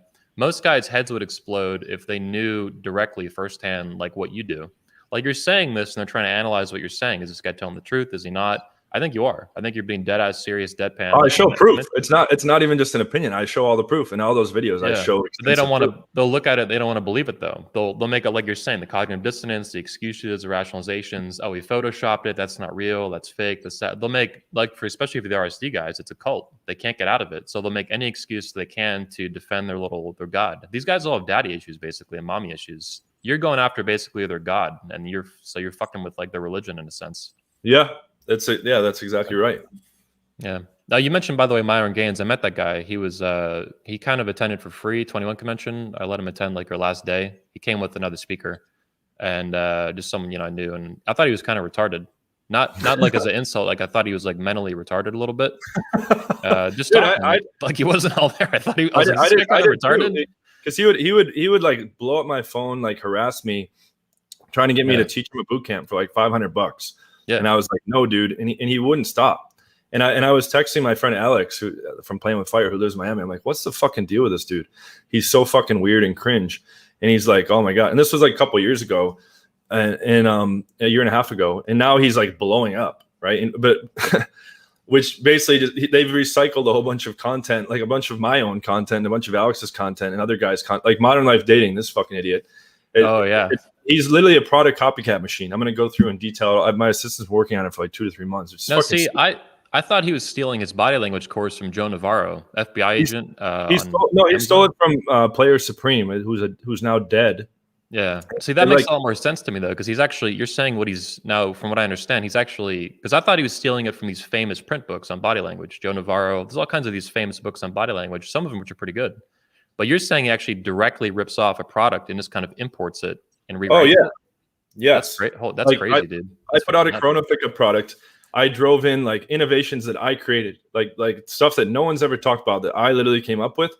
He bought it with he's an idiot. He bought it with modernlifedating@gmail.com, refunded it, and then put out a product shortly after that said Pandemic Pickup that had all my own original novel concepts in there that only I had talked about.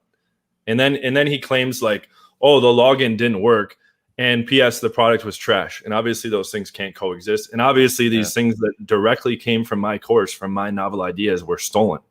And then he stole the product off a dead guy, Player Supreme. So my assistant, so many people email me shit, and it's such a waste of time. But my assistant's been building like this whole thing. He was like a cab driver who was teaching English and was like almost arrested for an Airbnb scam like a year and a half ago. Okay, and Myron was nobody too.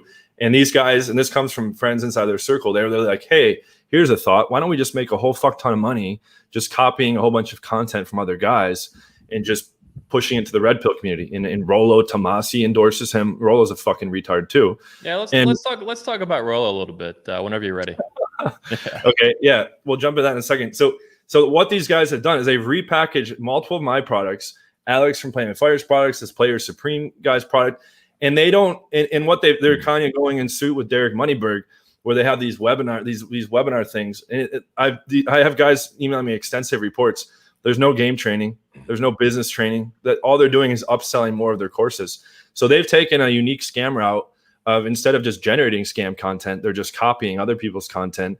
They're not good with girls. They're not good with that's crossing the line from scam to theft. Like that's actual theft, and you could sue them for that. I know, but he's in Japan. Somebody sent me his address in Japan.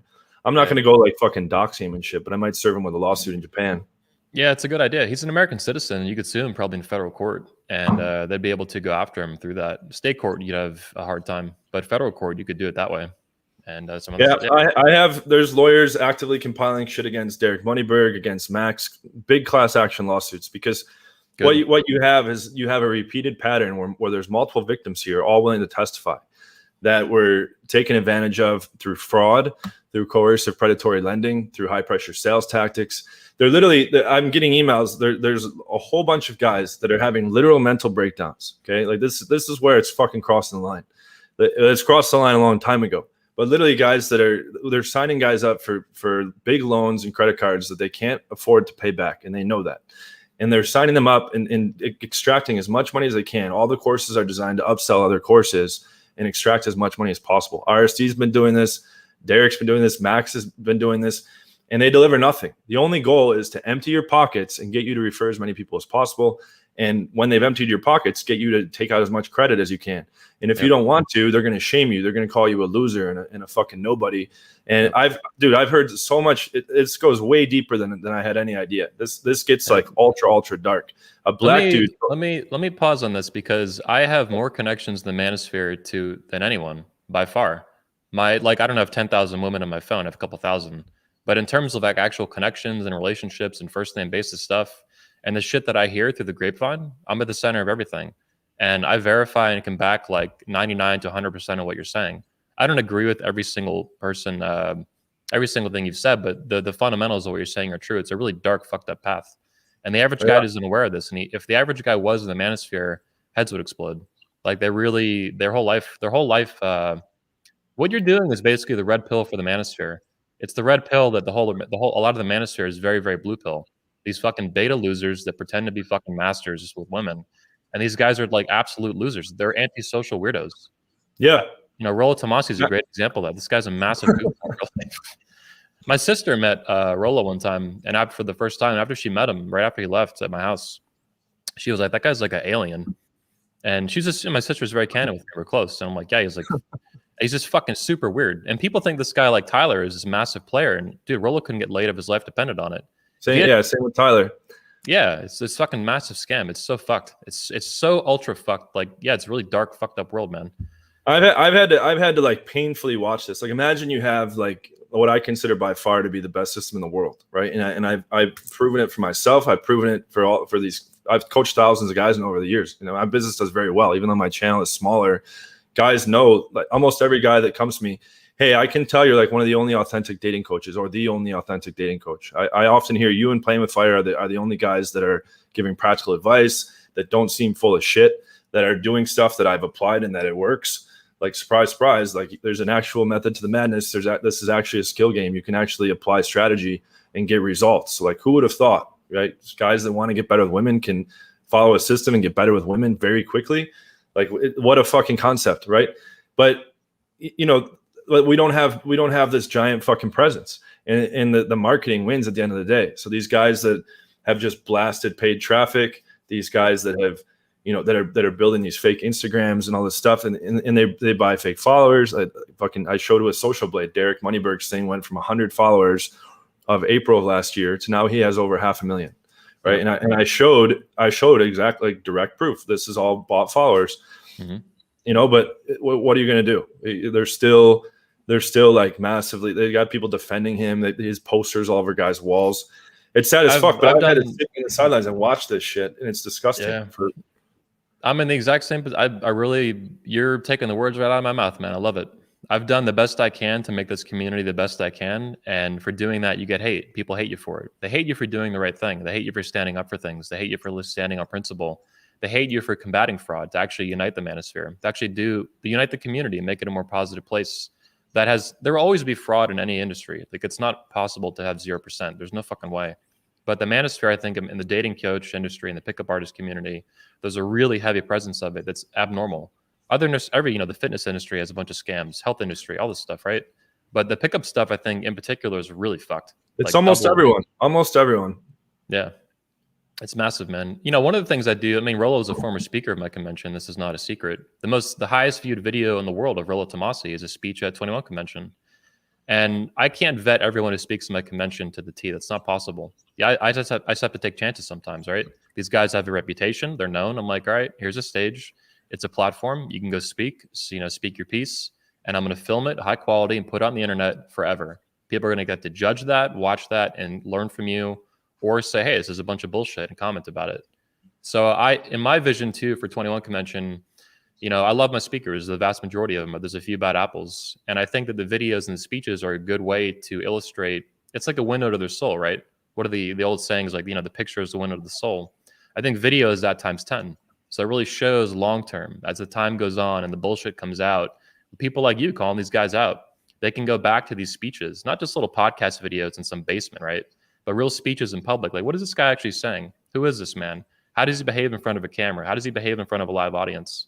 It's not quite as good as like in-field stuff, obviously, but it's a window to who they are.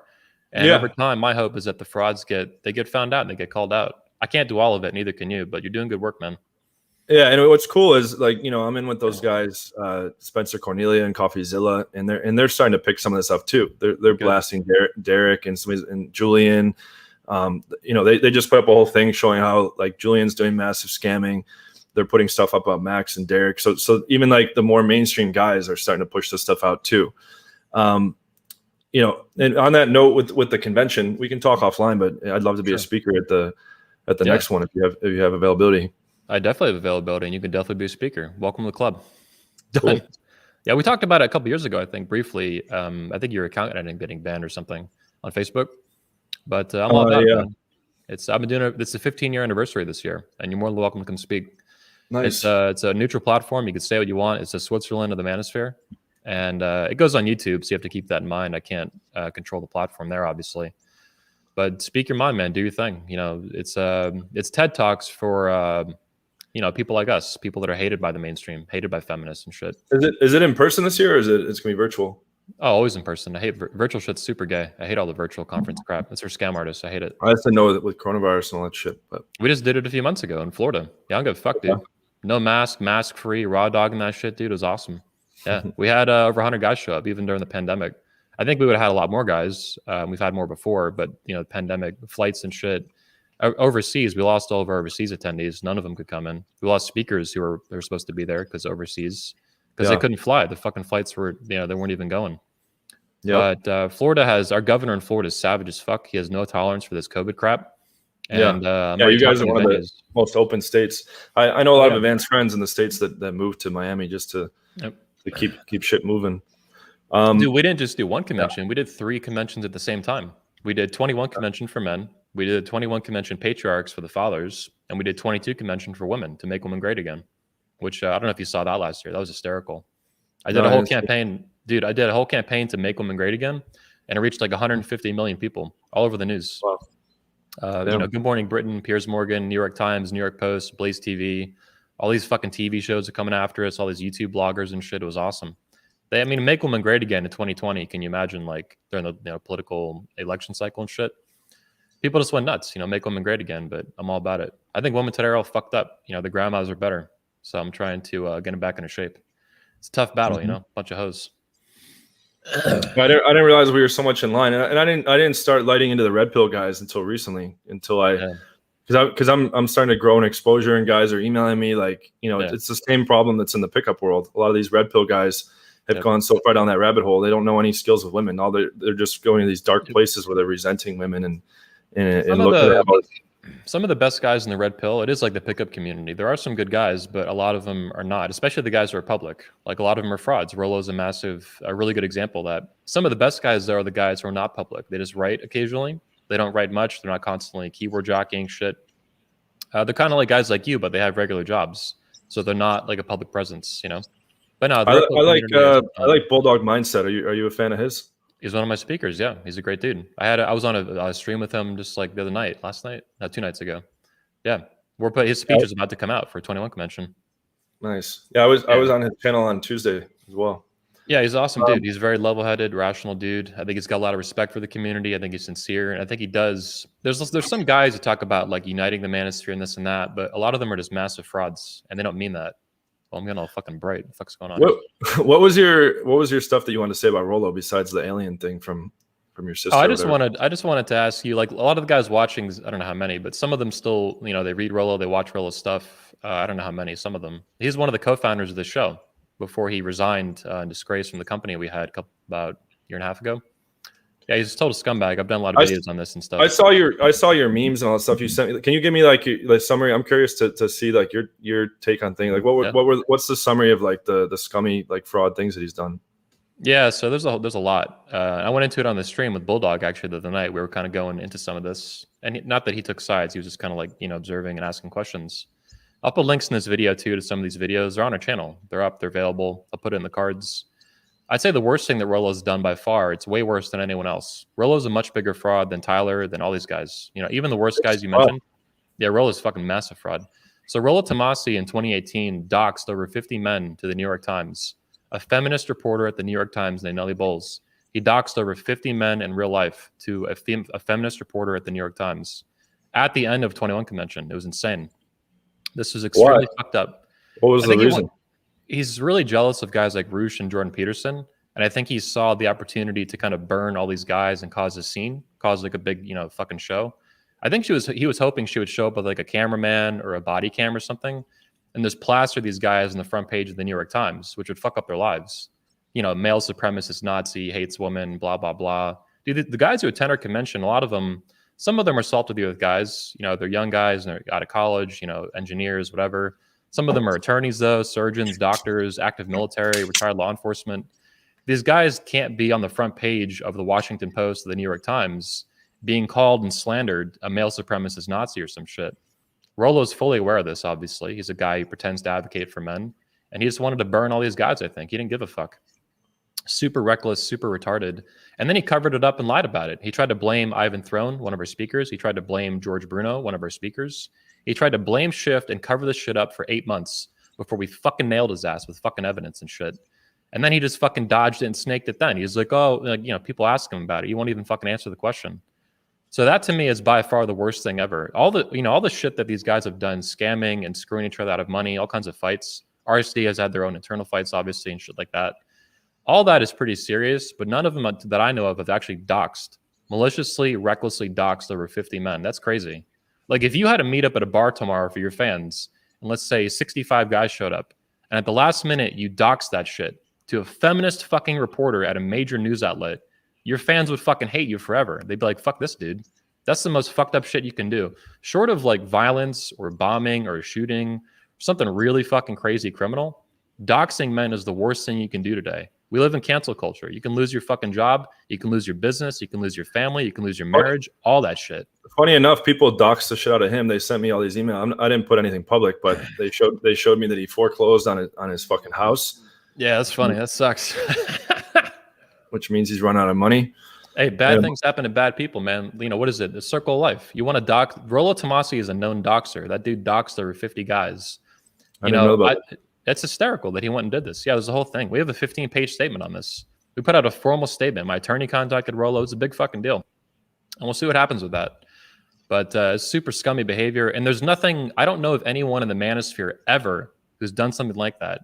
You know, you're talking about all this stuff, and I know you mean this, and you're into it, and you have the evidence, this and that. That shit's fucked. You know, scamming guys out of money, this and that. But that's not ruining their life. That's not targeting them in public with a fucking news outlet. That's crazy. That is fucking super crazy and unhinged. That's treason. That's not just fucking shitty, unethical behavior. Did anybody get a chance to call him out live and like in a debate or anything like this? So did he ever try to defend it or no? He just yeah, it's all over the place. You can look at it. He was on his own show. Yeah, this Rule Zero crap, the crap zero, the Cope Zero, I think you call it, right? You know, his buddy Richard Cooper was like, so Rollo's looking at this guy, and Cooper's like, well, so what if Rollo did it? This is actually on video, and Rollo's just like sitting there, like staring at him. He doesn't give a fuck. He's crazy. The dude's a sociopath, massively. Rollo's just a failed musician who just became an opportunist and try to scam. I mean, what are your you know, that's fucking bullshit what you just described. But what about in terms of him like frauding and misleading guys and stuff and most of I mean, when he's on the issues, he's not always bad. He's a good keyboard jockey. So not everything he says is wrong. I'm not making that claim. That's ridiculous, in my opinion. Rollo's not dumb either. He's a smart dude. I don't think he's this hyper-intelligent genius that his fanboy cultists think he is. That's really ridiculous. He's not even a great writer. Everything he writes is all clusterfuck, you know, jumbled up words and shit half the time. But he's good, for example, at attacking feminism, criticizing, you know, this and that, the shit that women do. But it's all keyboard jockey stuff. Let me say this. Anytime he gets off the issues, anytime he's not focusing on, you know, women and hypergamy or whatever, right? All this fucking shit, feminism. The minute he goes into his personal life, it's all a lie. Everything is not only a lie, it's the opposite. It's the inversion. For example, he says constantly, like, I'm not in it for the money. I'm not in it for the money. I'm not in it for the money. Dude, 80% of his income or more has been coming from the rational male for like years now. He's definitely in it for the money. He's in it for the money more than anyone else. He's a money fucking grabbing scumbag. He's more money hungry than anyone I've ever seen, ever. And I've worked with hundreds of speakers. So this LARP, like he pretends to be this like red pill Santa Claus when the opposite is true. He's a super greedy guy who will dox and burn men to make an extra buck and get another book sale by hitting, mainstream media, like a news cycle kind of thing. So that's just one example. He's just a massive fraud with that shit, massive liar. He constantly goes on, he harps on this, right? Oh, I'm this nice guy, I'm red pill Santa Claus, I'm not in it for the money. He works 60 hours a week on the Rational Mail, and most of his income has been coming from this for years, by far. So it's a fucking lie. That's just one example. Him being a rock star in his 20s, all this bullshit, that's a massive lie. I think he hasn't fucked that many women. He wasn't good back then. I think he did get laid a little bit, but it was mostly kind of like, fool stuff, just like randomly bumping into these chicks, or just kind of having that status, doing some gig at some random bar. He's never been good with women. These dudes who think he's like a god, like Tyler stuff, it's totally fucked. He sucks with women. He lacks basic social skills. That's how fucked up this guy is. Tyler does too. Yeah, it was really sad at seeing it in person. And I know a lot of guys that hang around him and stuff. He just creeps the girls out massively. Like, exactly. He comes up and he's like, hey, like, he's like, yeah, how you guys doing? Yeah. Like, he's like, oh, yeah. I don't drink. I just drink green juice. And the chicks are like, we need to get the fuck out of here. Exactly. And all the fanboys are like in awe. And it's so, because most of the stories that these fanboys hear are full fabrications. Like what you said about how like the guys saw him go home alone, and then he made up a story how he pulled a girl. I saw that multiple times. And I heard this from instructors that worked with him. This isn't like random hearsay. This is guys who actually work with him. Even his video editor. I put out a thing. His video editor is like his quote unquote game. There's nothing special at all. And it, that was probably a hell of a job watching all this nonsense for hours and having to edit it. But it's gotten more and more extreme. He's like feeding his own image, like the whole Tyler Durden character that he created from Fight Club. It's really true. It's this massive delusion, and I think he believes it himself. It's this whole alter reality that doesn't exist, but all the fans think it exists, and that's like enough. I think like his whole character is like to feed his like big beta like traits and his lack of success. And he can just become like, it's this megalomania in this closed kind of microcosm with these fanboys worshiping him. So he's created he's made himself to be like a Jesus Christ character, but it has no bearing to reality whatsoever. But his Rollo's very similar. He has a Jesus complex. He's a Messiah. He saves lives, which is really it's really just fostering codependency in these guys who are already wounded, the walking wounded. They get burnt out. They get burnt and wounded by BPD chicks and just different women, right? They're really bitter. They are fucked up. They do need help. Rollo offers them a lifeline, but it's just a lifeline to a new hellscape, a new level of hell. And then they get sucked into this codependency cycle that never ends. And even there's some of his fans that actually looked at the evidence of the doxing, like I was talking about, and they flat out told me like, yeah, I believe it, but I don't care. They still I'm like, this dude is a fucking extremely unethical doxer of men that he pretends to want to help, and you don't care. That's the kind of not all of his fans are like that. A lot of them are very like distant. They don't follow him that closely. But there's a core like 20-30% that are really fucked up. They will follow him to the end of the earth. He can do literally anything. He can murder somebody. They're not going to care. No matter what he does. Yeah, exactly. Yeah, the Jesus complex and the Messiah shit. Tyler's gotten to the point where like he's telling guys that he's up all night having sex and that he wakes up to like a whole bunch of texts from like girls just begging to get fucked, right? And I know guys are hanging out with him. He goes to bed early, like he's like fucking taking care of his kids. He's not like plowing stunners all day. It's full fabrication. Like, and there's so much full fabrication, and the line goes so deep. But it's extremely fascinating because there's nobody like keeping him accountable. And when guys come around and call him out, they do like vicious, like incredibly shady shit to bury them. Like they took down, like I had a big Facebook group filled with massive value. I started ripping on the RST dudes, went down in like a day. My Instagram down. They're attacking my channel right now. I just had to private all the roasts. Max is reporting shit from years back. There's just this huge targeted thing coming after me. And that's what they do. They suppress anyone that tries to speak out. And then the rest of the people just fall hook, line, and sinker for all the lies.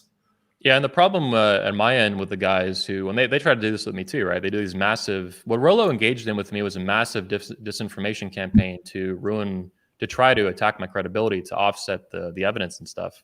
The same with me.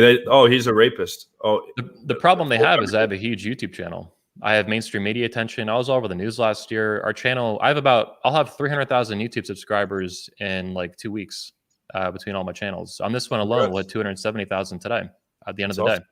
Congrats, man. So my channel is so massive and I have such a long history and credibility in the community.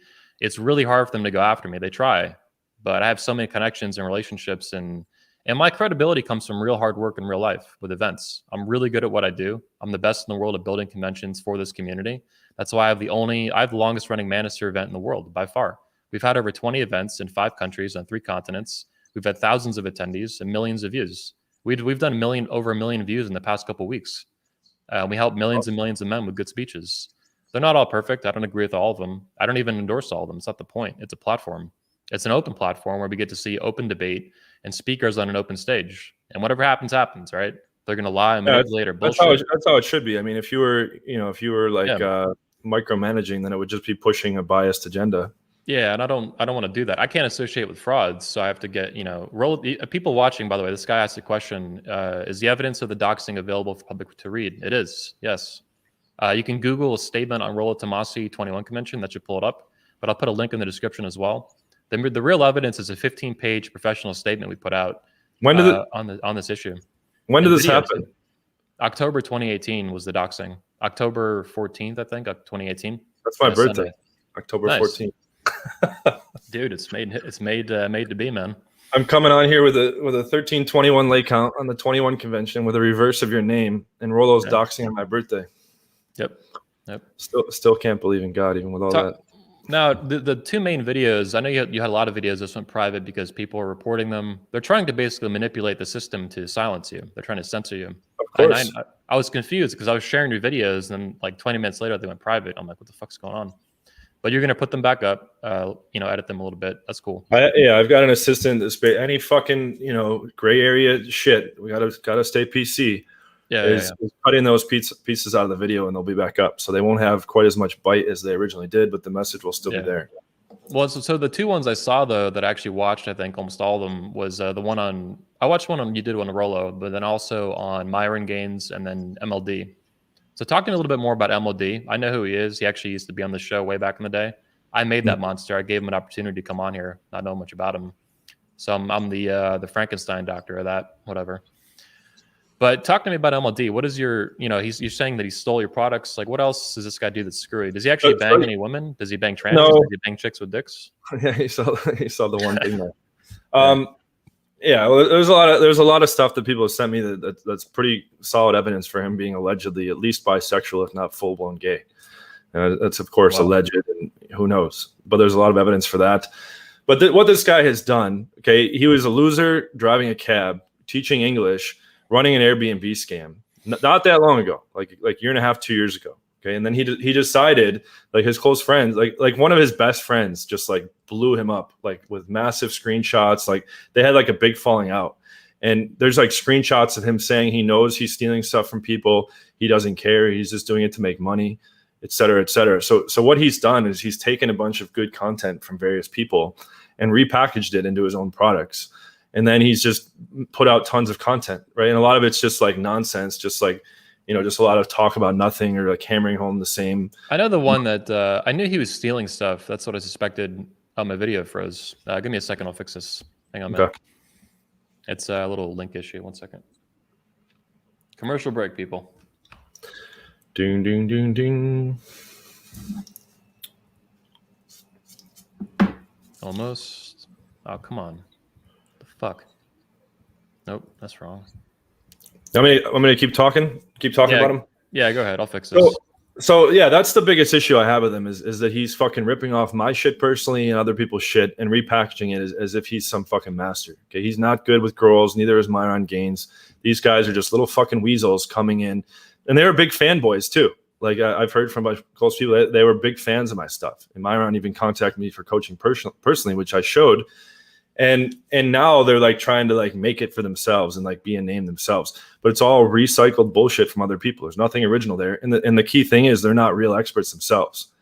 They're just good at recycling information and regurgitating other people's shit. They don't have the actual skills. Like there's a big difference between someone that's just like, copy pasting content and actually having experience. They can't answer quite, advanced questions about game. They can't perform.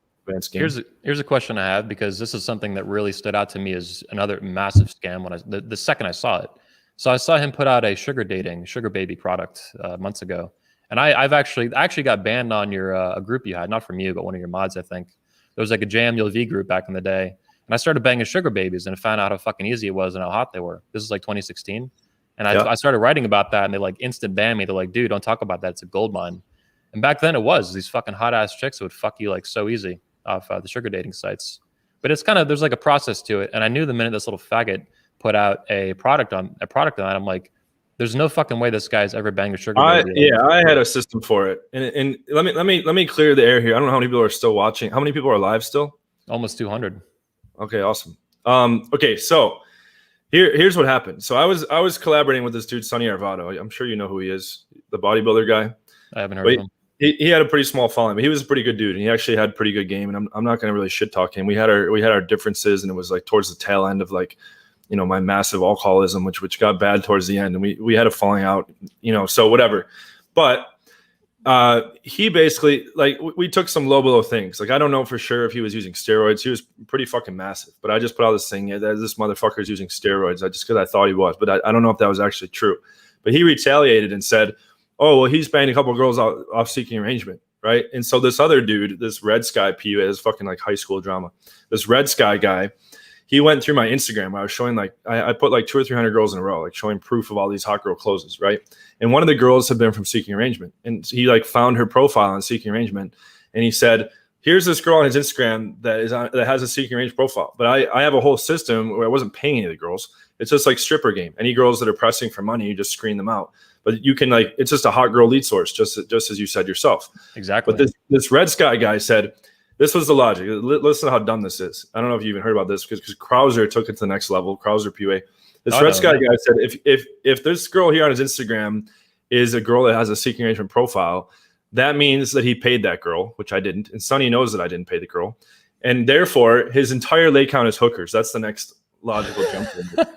So yeah, do the math on that. And I have like massive infield. I've been showing more proof than anyone for the longest time. I've been reporting the lay count on the forums. Anyone that knows me knows I'm obsessive about it, you know, to my detriment, whatever. But I know the number exactly. Like, and I'm also in all these groups of advanced friends, and I send them like a picture of each girl with the details, usually with every close. I've been doing that for like 10 years. And then Krauser came and he said, oh, J-Malv is a massive fraud that only bangs hookers because of what this Red Sky guy said, which is because of what Sonny said, which came out of just like some differences. So like literally the only like evidence is that a girl that was on my Instagram happened to have a seeking arrangement profile, which means nothing. And Sonny knows for a fact I was not paying any of those girls. I don't fucking bang hookers. I can speak directly just in Orlando, which is the sugar baby capital of the world, as I understand it. I think because all the colleges, we have so many and they're so huge, especially UCF, my old college. But all these girls on seeking arrangements, sugar baby sites, the one I always use was seeking arrangements. I even applied to be They had a conference. I applied to be a speaker at it. I was going to drop all these bombs, but they denied me to be a speaker. I was like, fuck, it'd been great. Yep. But all the girls on there all the girls on there are on Tinder. They're on Bumble. They're on all these fucking apps. And they're I'll see these girls out at bars sometimes, not too often, but sometimes. And you're like, I saw that bitch on seeking arrangement like 2 months ago. Yeah. So they're normal girls that do this shit, and that they're all dating. They're fucking guys off Tinder, and then they're trying to milk these betas for money off seeking arrangements. So you just have to fuck them anyway. Yep. Yeah, I had a whole system to it. Modern Life Dating stole the whole fucking thing, repackaged it as salt dating. And I stick. It's funny because seeking arrangement, their lawyers a little more shit. Like, so Alex from Playing with Fire, he made like a how to run salt game, like how to bang these chicks for free. That caught the attention of Brandon Wade, who started seeking arrangement. He said, "Oh, I'm going to deal with this." Me and Alex from Playing with Fire got cease and desist to remove any kind of sugar daddy, like beating the game, like, you know, beating that whole system, or making a system to not have to pay the girls. They sent us a cease and desist, remove it from your products. And me and Alex were like, what are they going to do? They gave us 30 days. At day 30, I literally saw one of the lawyers. I just have a really good memory. It's like almost photographic, where I can like just recall stuff very easily. I recognize the name of the lawyer as one of the people that bought the product. So I get an email every time somebody buys a product. And I'm like, oh fuck. So I got my developer and I had him like scrub the shit, you know, because I didn't know if they were going to try to make a lawsuit or whatever the fuck was going to happen. And I removed it, but this was before this was after he already copied it. But I sent his info and I'm like, here's his Salt Daddy product, and go fucking, you know, tell him to take that shit down too. But you know, the point is, that's another fucking one that he stole from me. besides my Chrono Picker product. But just to clear the air, because this still lingers. This Krauser article was from like 2 years ago. And I had a guy last night just tell me, like, he just went through my mentorship course. He banged like a shitload of girls. His game increased exponentially. And he's like, dude, I've blown like 40, 50 grand on coaching before.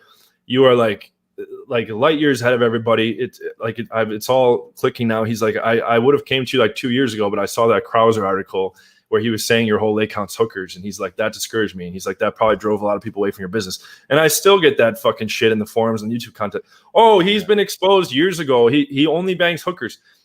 Like, think about what it would take to bang 1321 hookers. And like, how do I like so authentically speak about game in all the finest details and show so much proof? And, oh, he must have hired thousands of actresses. And like, get the fuck out of here. Like, nobody's actually able to expose me because I don't lie about anything. I can tell this by talking to you that you bang girls. You're aggressive and assertive enough that you're going to get laid. Like, that's really obvious. And if you watch these other guys on YouTube, they don't have that. It's all fake bravado, and it's all you can see through it and just BS. And girls see through it too. They don't want to fuck them. This fucking disgusting beta bullshit. They don't want to be around. Oh them. yeah, This fake machismo. I did want to share a book though. One of our attendees wrote Salty. It's a book. It's no longer on Amazon, but it was kind of his own journey into figuring out how to do this, salt dating basically. That's probably where MLD got the name for his product from, was this book, which is no longer on Amazon. I got one of the copies before it got pulled. But yeah, I've heard of that.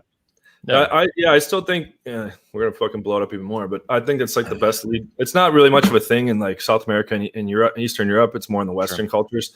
But in America, I think that's the best lead source because it's the hottest girls. The biggest sluts. You can direct message them. They're more compliant. It's like a stunner network on demand, right? So. That's why they banned me from that group. They're like, shut the fuck up. This is a gold mine. Because I was like, hey, everybody should go do this. And they're like, shut the fuck up. So I was like, the thing is, you need a good system behind it. Like I've known lots of people that have like gone there and tried to do it. And like I just use dick pics, dude. Get them off there, get them to the phone. Then I have a huge dick. So I just dick pic. And it's a numbers thing. Because I just do that enough. They end up, some of them are like, oh, hey, here's the nude. And then you end up fucking them. They just come right over. You go to a hotel or you go to their place. So it's great stuff, and I agree. It's probably the hottest in America. It's the hottest source for hottest chicks. You can still find some hot girls on Bumble and Tinder, but it's a much bigger smorgasbord of factors. It's more fewer and far between, and you have to wait for the match to come through. And like, being able to just direct message a girl is very powerful. They're so sexual in seeking arrangements too. Like, they know they're on there to fucking get fucked for money, basically, from these fat old betas who are bald. Yep. And then I'm like, hey, I'm 32. I'm worth 20 million. I lie. I put like all these crazy numbers on there because you can put like whatever you want. So I'm like, yeah, 20 million, 10 million, whatever. Yep. I worth whenever I feel like, it's a feeling how much I'm worth. There's stats. I think like half the guys are married, and a lot of the guys don't have pictures because they don't want their wife to find, or they're actually like a high-powered CEO or business executive, and they don't want to be found out. And then they open with these like massively sexual giant paragraphs that scare the girls away. And then, they're just creepy. And so when you have pro pictures, extremely solid text game, you like bring all the real alpha traits in person. You just like contrast so hard to most of the guys on there. Yes. And they don't even give a fuck about wanting you to be a sugar. And I never ever do. I never ever like fall into that frame. It's the same thing when I go into a strip club. I don't ever fall into the frame of like a beta loser customer. I teach stripper game actively on like my 7-day programs, and we usually get the guy laid from the strip club. And it's as simple as, I have like a 13-point checklist. It's as simple as like establishing yourself as industry. So you're like one of them, not like a beta groveling customer. You don't give them too much attention or compliments. I tell stories about how I've dated a bunch of strippers before. I talk about how I DJ electronic music, which is what I did before pickup on the side. This is old school PUA stuff, man. Stripper game. This is awesome. I haven't heard this in years. Yeah. Mystery was spot on with a lot of shit. I mean, him and I used to talk a lot a couple of years ago. And he told me, and this, I have the utmost respect for him, so this is not to make fun of him, but he told me he was in the low 300 count, coming up on 50, which is respectable. However, I think he could have taken it a lot further had he evolved and optimized his system. And he's too stubborn to collab. I've tried to, we used to trade game theory, but he's so stuck in he built a system and froze it in time, and that's retarded. And he's also like almost gone like in the wrong direction over time. Like, he was trying to make the case to me that it's not worth getting a girl's phone number. And instead, you should, if you don't have enough compliance to get a Skype close, that you shouldn't even take her contact information. And I was like, first of all, dude, most girls don't even know what the fuck Skype is, let alone have Skype mobile. And second of all, like, I know at this point, I was coming up on like 800 or something like that. And I was like, I know at this point that this is largely about getting phone numbers and working those phone numbers down to dates, because on dates you have perfect logistics. So the name of the game is to acquire a lot of leads and mass set them up for dates and then just knock them down. So like the key to like Casanova only did 146 in his lifetime. It's because there's no fucking cell phones, right? So there was no way to like work the leads. I don't know how you would work leads over letter or whatever the fuck they were doing. But, you know, so he came out like 146 at that time. That was good. That's why you said there's not many guys that banged 1,000. It wasn't even within reach until modern technology, if you're not leveraging online dating and texting, it's pretty tough. Like I did 400, my first 400 were mostly night game. And then because I thought online was cheating. And then I started incorporating a lot of online. I used to hate online too. I thought it was for losers back in the day. I hated online dating back in the 2000s because I was like, fuck this shit. I'm going to go to a bar. I'm going to cold approach and get laid. Well, for me, it was like a pride thing. It was like I developed all this like good strategy, and I didn't like that like some good looking dude could just come on and like get an easy lay without having to do all the skill part. It seemed like a cheating shortcut. But at the end of the day, it's all about banging hot chicks. So that's what happened to me. Is I met a guy one of our speakers, Bravo, who I respected, and he was getting laid off this stuff. I believed it. I talked to him, met this guy. I was like, hey, he gets laid and he's banging hot chicks. I'm like, I'm gonna stop being so stubborn, right? You know, there's obviously hot girls on there. You can fuck them. Because I was so old school. Like I built my skills just by, you know, going out. I approached thousands of women. And it was hard. It got blown out a lot, you know, got, you know, these rough nights. I didn't drink either. So it was always like stone sober. And, you know, you're not always, alcohol is a lubrication, right? When you go. Oh, yeah. I'm one of the only coaches that advocates drinking. I became sober a year and a half ago. I actually had to go to an outpatient rehab for like 3 months where I was attending group sessions because it got so bad. Because I was in nightclubs all the time. I was splitting bottles of wine on the dates, and I'm Irish Polish, and there's alcoholism on both sides. So I was genetically prone to it. Damn. And it just went off the rails. And I was very public about it on my channel. MLD, that's like his whole big angle to attack me. Oh, well, he's just an alcoholic. I have like a thread where I was like, tell me your lay count. And he's like, only if you tell me how long you went to rehab. I'm like, okay, like man to man, I'm holding you to your word at 3 months. Tell me your lay count. Nothing. You know? Yeah. So I put that out on my fucking channel. So, you know, but it runs so deep, man. Like it's good to hear. I didn't realize we were so much on the same page, and you have a much bigger reach and platform. Yep. And I don't know. Is there anyone like me that's like really going hard, like, you know, trying to fucking uncover a lot of this shit and put it out? I'm not aware of, well, there's some MGTOW dudes, MGTOW Dictionary. They have this channel, but they're all anonymous. That dude, he emails me a lot. Yeah, I'm sure. He emailed me too yesterday. He's got like a really tiny channel, right? Yeah, it's only 3,000. So I'm an oddity. Like I'm not full time, you know, going after people like you are. You're not doing it full time either, but it's a thing to do. But I have a huge audience, and then I still have the brass balls and the strength and the steel to do this. It's not easy. You know, I have a whole business to operate. I have 3 businesses actually. I've been running it for 15 years. I've been an entrepreneur for that long, and I really care about this community, and I care about what happens to it. I care about its history. I care about its present. I care about its future. So I do the best that I can with the time and attention I have. There are a few other guys that call people out from time to time. I know Coach Greg Adams called out Richard Cooper pretty hardcore. He's a big YouTuber, about 300,000 subs, something like that. So occasionally you see a one-off thing like that. Someone who actually is genuine, who cares about this community, who sees, you know, these scammers and these fucking losers doing their fake bullshit, and they'll go to war for it temporarily. You know, it's 1 day out of the year, 2 days out of the year. They'll make a video and they'll be like, "Hey, I'm sick of this shit. There's fucking bullshit." I'm kind of more at the extreme then.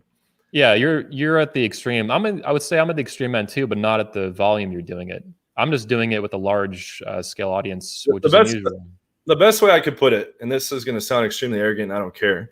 The best way I can put it to all you guys watching is I feel like the LeBron James of pickup and these other coaches are basically like handicapped retards in a wheelchair, running out onto the court and being like, "Hey, come learn how to play basketball from me." That have never like been in a championship, that don't know like the first thing about real basketball, but then like have high powered marketing behind them, right? And have a lot of fake stories and have a lot of like, you know, charisma. You know, who the fuck, since when does having charisma give you like clout in a skill game, right? Like you could have a lot of charisma as a poker player and not win any money. You know, it doesn't mean shit. So, you know, it's very, that's why guys are like, just, you know, you'll win the game, you'll win the fight by just putting out your content. My strategy videos are like my least viewed videos. And I'm not doing these attacks for exposure by any means, but I take great offense. Like imagine you devoted like your whole life, like for better or worse. Like I had I've got a double bachelor's in computer science and philosophy. I've got a double master's in human computer interaction and philosophy of cognitive science. And I was either going to be a patent attorney or do a PhD in cognitive science or philosophy of mind, and either be a cognitive science researcher or a philosophy of mind professor. And I worked on nuclear missile defense, nuclear, biological, and chemical missile defense for Lockheed Martin for 5 years, and then for IBM and Hewlett Packard and Sony before I went full time into this. But I'm a very like intellectually gifted, and I've read a lot of books about intelligence. It's almost all genetic, so I don't take personal credit. It wasn't hard work that made me intelligent. It was genetic luck of the draw to be good at hyper-analyzing things and optimizing systems. But when you really like spend most of your time like optimizing this, I'm like always thinking about game, always trying to innovate it, always trying to push it forward. And you have these guys come in, like try to look at it from my point of view, everybody watching. You have these guys come in that make it a full-on mockery, right? That disgracing the game. When it's at one side, you have internet marketers that are content farming out to India, right? Imagine this game that you love, that you know that you have a real system for that works really, really, really good, and you've helped a lot of these guys, and they're content farming out to India, meaning that it has no relevance whatsoever to. And then guys are mass purchasing this, and I'm talking to guys that bought Tau-Bet. Hey, I've been using the Tau-Bet system for 5 years. Oh, really, man? How many girls have you been with? Oh, I got one girl during that time. Okay, that was probably luck, dude. By the way, that's a scam system. Oh, that makes a lot of sense. They're basically having these nerdy Indian dudes. God bless them. I hope they make money and their country gets better. But these nerdy Indian dudes ghostwriting stuff from across the world, and it's just gibberish. It's just complete BS. Like not a little bit wrong, not kind of a little bit unethical. It's like just massive fraud. Well, yeah, exactly. But the thing is, and this was like the startling realization I had once I realized how big these internet marketers have a presence and these scam artists have a presence. The purchase decision is made before they even see the content or before they even get to try the content to see if it works. And guess what? Content that doesn't work leaves a big void to buy more content. Yeah, right. That's right. Like most of the guys come through my program. We have like our call at the end of the program. They're like, yeah, I can't almost every time. I have more girls I know what to do with. This is fucking crazy. This is like, it's usually like getting in the way of other things in their life. They're like, I'm missing work. I'm missing, jujitsu. Like, what do I do? I'm like, you need to set some boundaries, but they go fully to the other side and they're like, this is the best feeling ever. And with, then they're not a client anymore. Right. Like I fixed it and they're not going to be a client anymore for anyone. So like, that's not good for business, but I'm not even fucking doing it for business. I can't really optimize my system very much further anymore, but I can optimize other guys' systems. And I get a lot of, satisfaction because I came from that place. I came from being the shyest guy out of like 700 kids. I had massive social anxiety, massive panic attacks. There was periods of my life where I couldn't even leave the house. Yeah. I grew up this way too, man. You said you too? Oh, really? I didn't know that. Yeah, I didn't join the manosphere. I didn't join the pickup community to become a business owner, to become an entrepreneur, to become a conference organizer, all this bullshit. I was 17 years old and I asked this really hot girl to go to a dance. My friend hooked it up basically. And she said, yeah. And I was freaking out, 17 years old, super nervous, had zero success with women at that point, virgin. And I was just like, holy fuck, what do I do? What do I do? I went to Google. I typed like how to club dance or something. And it pulled up Ross Jeffries and fastseduction.com, all fast seduction. And that was how I got into it. And I was like, wow, I found this information. And I knew some of it, I was like, all right, some of this doesn't make sense. Some of it's probably wrong, but some of it's probably right. And if I sift and sort through this pickup community thing, I'm going to find ideas and I can apply them in real life. And if some of them work, I can like keep doing that and get better and better. It dawned on me that I could improve this whole area of my life fundamentally, like actually solve problems and get better, get a girlfriend, get laid, get makeouts, get phone numbers, all this stuff, which at 17 was massive for me. That's why I joined this community. That's why I care about it. I grew up in it. I call myself a son of the manosphere. I found this community so young, at such a young age, that it's become the dominant part of my life in a really positive and healthy way, even though a lot of it's a toxic shithole. And I do my best to lead it and to make it better and to keep driving it forward. And I piss a lot of people off doing that. That's part of the game. I lose money when I attack people in some ways. Yeah, so you make a lot of enemies. I actually like, you and I haven't never really talked much before. I actually really like you a lot. I'm just saying that because I'm on your show, but I had heard a lot of like bad stuff, but it's the same shit that goes around about me. Yep. It's not really who I am. People don't like what we're doing. And so they just spread a whole bunch of lies. Like my name's been trashed across the community. Between the arrest setup, between the myths about raping people, the myths about threatening Owen's kids, it's all fabricated. It's fabricated just like their claims in game. But then guys are like, oh, that guy's the fucking enemy. That guy's like the Antichrist. You're the villain for doing the right thing. That's what the price of doing the right thing is. You're the villain. That's, at least in today's world, that's how that operates. We live in a culture that prioritizes all this fucking fraudulent BS. You know, there's a reason it's me and you didn't create this entire culture that facilitates and enables this to happen, right? This is just how shit works. It's particularly bad in the manosphere. I think it's just like seriously worse in other industries where it's also a serious problem, right? And yet, you know, those communities have to sort their own shit out. But in the manosphere, it's been really bad. And you just got to do the best you can with it, make it better, you know? And that takes balls. That takes fucking, you have to put money down on the line. Kick and Roll Tomasi, I put this on the stream of the night on Tony Bruno's channel. Kicking Roll Tomasi out of my company after I found hard evidence of him being this massive doxing fraud. It cost me a lot of money, a lot, like an ungodly amount of money. And I was happy to do it. You know, it sucked. It was painful. I didn't enjoy it, but I did what I had to do. I made the right call. I'm bigger and stronger than I've ever been now because of it. And I got this parasite out of my life and in many ways out of the manosphere. I fucked up his whole life doing that. Outing him as a fraud, doing these memes and showing the evidence, this 15-page document and the video and all this other stuff. It really fucking ruined his life. And I'm happy it did. That's what he deserved, morally. You know, the fraud and stuff is all this hard stuff. You got to call people out. If you see fraud, don't say fraud. You are fraud. That's how I view it. That's a Guys come in. Oh, he's saying all this stuff about being a man and being alpha and all this stuff. But a real man wouldn't call people out. And I said, actually, that's exactly what a real man would do. That's right. You have all these beta males trying to police what alpha behavior is. So it's really ridiculous. Yeah. Yes. That's not alpha. Why are you picking fights? The simp thing. But it's completely like, I'm a big Nietzsche fan. And he talks about in the book Beyond Good and Evil how Christianity inverted like what is built on like power and autonomy and strength and made those into like demonized things and bad things. And then they embraced being like meek and weak and poor in spirit. Right. And like things like the story with the doubting Thomas, they're like, if you want like this character Thomas that wanted like real proof of Jesus existing, he's like, all right, here's your proof, but now I'm punishing you. And the whole moral is you should never want proof. If you do, the Lord will punish you. So like, that's perfect because there is no proof. So all the Christians run around, they're like, oh, you want us to show proof of something that makes zero sense and contradicts all scientific claims? Oh, well, it's better to not have the proof. And all these guys are like, it's better to not have the results. I have the knowledge, man. I'm red pill, bro. They just want a LARP red pill. Now, there are some guys who really do want to get better, but a lot of guys, they just want, that's why the marketers are so successful at scamming them. They just want they have pain, they have emotion, and they want to change that emotion. So like you said, the sale is made before they even get the content, right? Before they even do anything. They're sold just on these pain buttons. That's what they push. This button, push.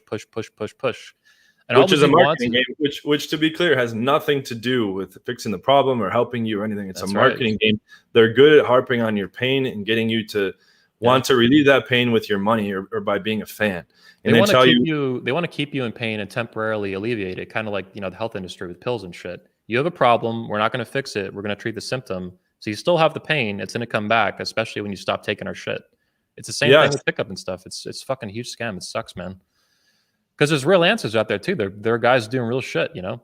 I've done an incredible job, I think, bringing together great speakers over 15 years, and I take a lot of heat for it. People hate me for it in some ways. They make up all these reasons, endless reasons. What was if you could be, I'm curious why you never asked me. I'm sure you had a bad image of me in the past as well. Not really. I didn't know about you till 2016. A friend of mine who's a big fan of yours, he probably met you at your speech in Orlando. I moved back to Orlando in 2016, so I think I missed you. Maybe you came earlier in the year. But I got there early in the year, but I didn't start like hanging out with the guys again until later in the year. Do you know that guy Xavier? He was like one of the he's one of my best friends. Awesome dude. Oh, I didn't know that. Yeah, he loves you. He thinks you're awesome, man. He's the reason was that the guy you were talking about? Yeah. I was gonna keep his name off the show, but whatever. Yeah, I don't think he cares. He's a great dude. He's banged a lot of chicks. No, he likes. I joke with him. He likes banging a lot of fat Latina women. These chubbies, but he bangs hot women too, right? He bangs a spectrum. That dude. I've been on crutches literally after surgery, and that dude has thrown women at me, and I fucked them. Like it's fucking. That dude Xavier's a great dude, man. And he's a guy. He's a manosphere dude who cares about game. He cares about skill. He cares about these issues, right? He's not a coach. He's not a marketer, right? He's just a dude. And he's been in this community. I used to go out with him back in the 2000s to go pick up chicks. I met him in 2008, 2009. So I've been going out with him as a wingman for a long ass time. I didn't see him for a while. I moved to a different part of the state. But the minute I came back, we started hanging out.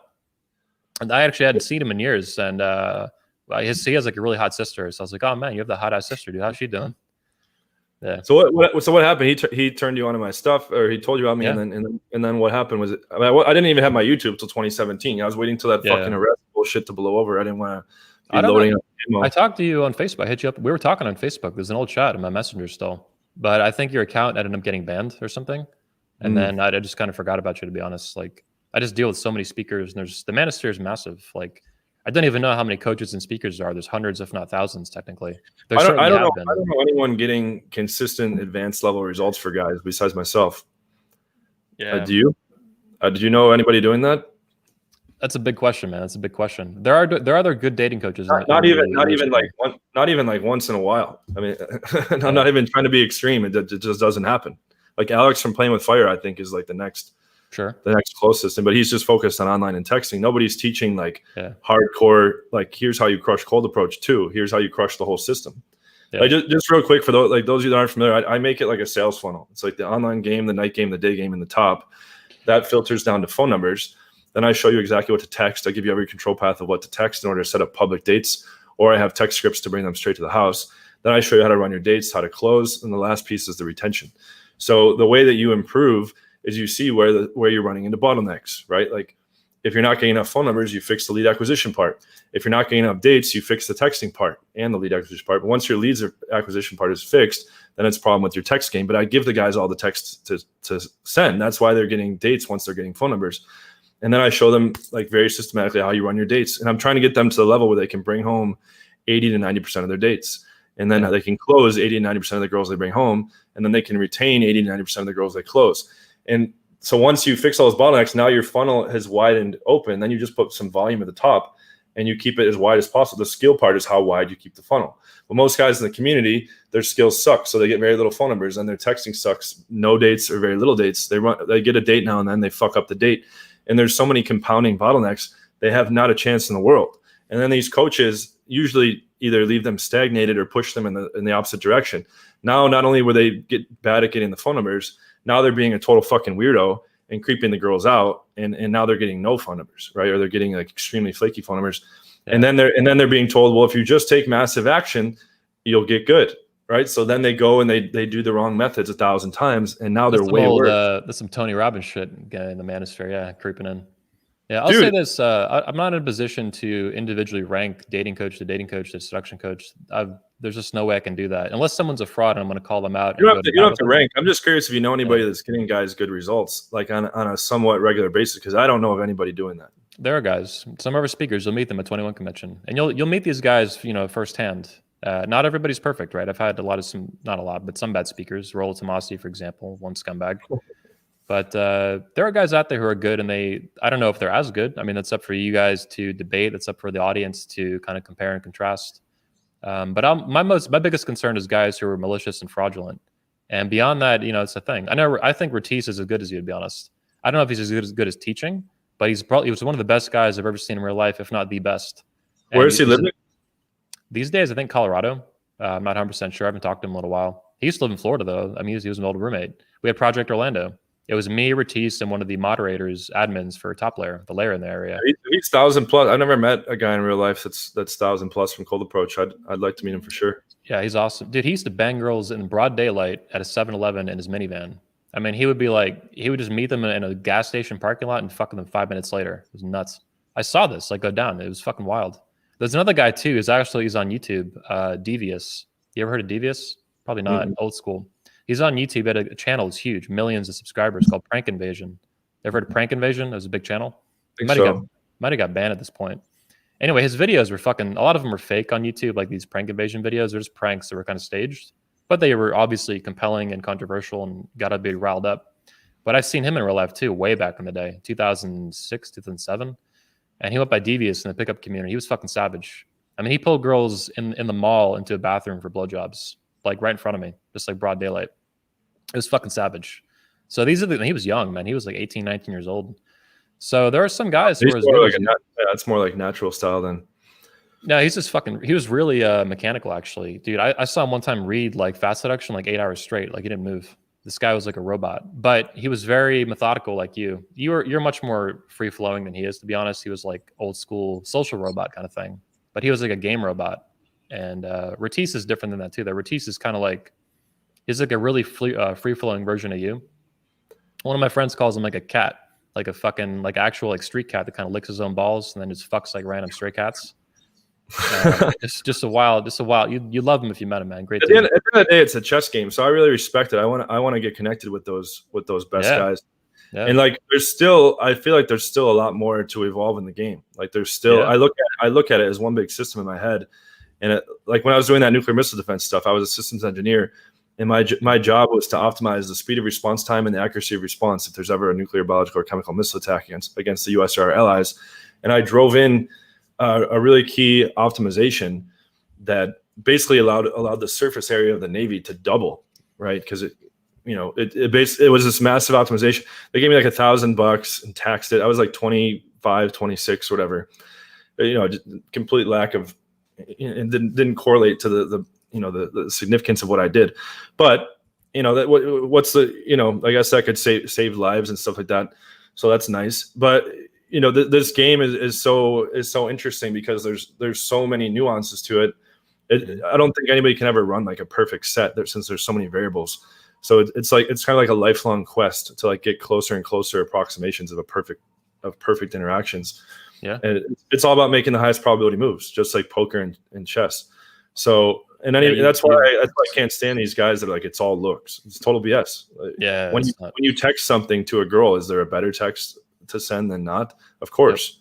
Yep. Is there a better thing to say than not? Of course. Are there always better things to do at every step of the way than others? Yes, of course. So, regarding the looks, it's like, yes, they factor in, but maximize your sexual market value and then shut the fuck up about it. Don't make a million forum posts about and rag on other guys for not being a Chad. So all that is extremely toxic as well. Yep. Let's we've gone over 2 hours, so we'll need to wrap up soon. Maybe we could go on indefinitely, but I want to kind of wind this down a few more game questions.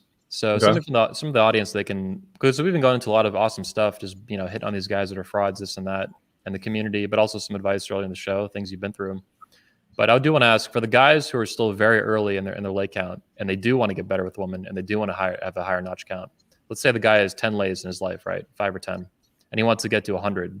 What would you say to that guy for his journey in his life, other than like join my coaching, right? What is he going to go through, and what should he expect, and how can he get better to get to 100? So like obviously, this isn't a plug either, but I've spent so much time perfecting the system. Like that's going to be the quickest route. But what they should be prepared for is that first of all, it can change like almost literally overnight. Like this is a skill game, but when you plug into an optimized system, you don't need 1,000 approaches or 1,000 nights out. You don't need months or years of practice. I have countless examples where the guy spent many years on pickup, was part of many products, many forums, etc. And it's the same story every time. They still suck. And I change it and start getting them laid very, very quickly, like at a very fast rate once they're plugging into an optimized system. So lesson number one is when you plug into an optimized system, the results can come very, very fast. Lesson number two is you can't just have access to the full package stunners out of the gate, right? Nobody can, and anybody claiming that is lying. So they need to be realistic, right? Yeah, there's like this leveling up process. You're like evolving, like what you bring to the table, et cetera. You can't. I get a lot of guys come on the program. Hey, I just want 9 pluses. Okay, have you ever banged an 8 before? Or have you ever banged a 9 before? No. Have you ever banged an 8 before? No. So they should be prepared to bang some fat girls on the way to 100? Yes, pretty much. I mean, like, you can't fat girls, John Anthony. You can't be icy cool around like an 8 or 9 when you're not ready for that yet. Like, first of all, like when a guy is like exposed to a quality higher than what he's used to, he starts trying to like play it different, and he starts getting very in his head and overanalyzing. And he doesn't want to fuck it up, and he's terrified of fucking it up and going back down in quality. And he thinks he needs to play it special. And like, what would the cool guy do in these situations? And the girl he doesn't feel entitled like he would to a fat girl, right? The fat girl, you're just like, I could fuck this girl, who cares? But it's that attitude that gets. I'm not saying they don't necessarily need to start there, but they don't have access to the 8, 5, and 9 plus range yet in the beginning. But it happens very quickly. I have virgins come on my program. That 28-year-old virgin took the 6 programs, didn't get any lays at all, lost virginity on day 4. By like week 5, he was out with his first 8, bombed the shit out of it. And I'm like, man, and he was all rattled. I'm like, dude, they like made out at least. I'm like, dude, you're gonna fuck that up. That's part of the acclimation period. 5 weeks ago, you hadn't even felt what a vagina feels like. Now you're going out with 8s. So the process can happen quickly, But like, you're gonna, like I tell guys, you're gonna be scared. You're gonna fuck it. When I was around my first 9, my first 10, I was terrified. I was like, you're thinking, how do I gain points? How do I not lose points? Is this the right thing to say? Is she gonna be offended by this joke? I want to say this thing, but I'm not sure how it's gonna go over. How am I doing so far? You're walking on eggshells, basically. Yes. Whereas I tell guys the best mindset is, before any cold approach, assume you got the girl. The purpose of interaction is not to win the girl over. When you assume you got the girl and you believe it, and you can, as you get results, you have empirical, demonstrable proof that you can do that and it wasn't a big deal. But you need to fully believe that, because if you don't, you're going to be doubting yourself. And I use the analogy of, like, if you went in to buy a car and the car salesman was like, here's this car, the parts are all busted out, the windows are broken. Do you want to buy it? Right? If you don't believe in your own product, if you don't believe in your own worth that you bring to the table, then no girl is going to buy into that either. Right? So if you come in with the mindset on a date or on a cold approach that you already got the girl, that is like at the top of the tree for all your verbals and all your body language to flow from. So once you can get in line with that mindset, that's going to put a lot of the stuff into place. And then guys need to be realistic in their expectations. I tell them at a high level, I'm only closing 10% of my phone numbers. That means a lot of the time it's not going to work out. Nobody can ever avoid rejection. That's part of the game, right? So if you look at like door-to-door sales, the best salesman in the world can never avoid being told to fuck off and getting a door slammed in his face. And I've played games with other advanced friends where when I get a rejection or he gets a rejection, the other one of us will go in 9 times out of 10, the same reaction. So like, there exist girls that really have boyfriends and husbands that don't want to talk to you. There exist girls that are in a bad mood, or you're not their type, or they're just, whatever. They're just bitchy in general. Who knows what the factor is? But I tell guys to look at that. Don't take that to heart. Like, be critical of your game skills and where you made game mistakes, but don't take bad reactions. Don't let it deflate your confidence. Because what starts to happen is guys negative spiral from interaction to interaction and from day to day and week to week. And then they go in like, it becomes self-fulfilling. Oh, I'm the kind of guy that doesn't get girls. The last bunch of times I tried, it didn't work out. It's not going to work out this time. Hey, and they're already done before they've even tried. Right. So let me talk a really quick story. I had a Indian client in Vegas that was like very caught up on the fact that he was Indian and that he was a virgin. And I was only at like 250 late count at that time only. But he was like, hey man, like, you've banged a couple hundred girls. That's why they respond positively to you. And I banged 0. That's why they respond negatively to me. I said, we don't have our lay count on a Post-it note on our fucking forehead.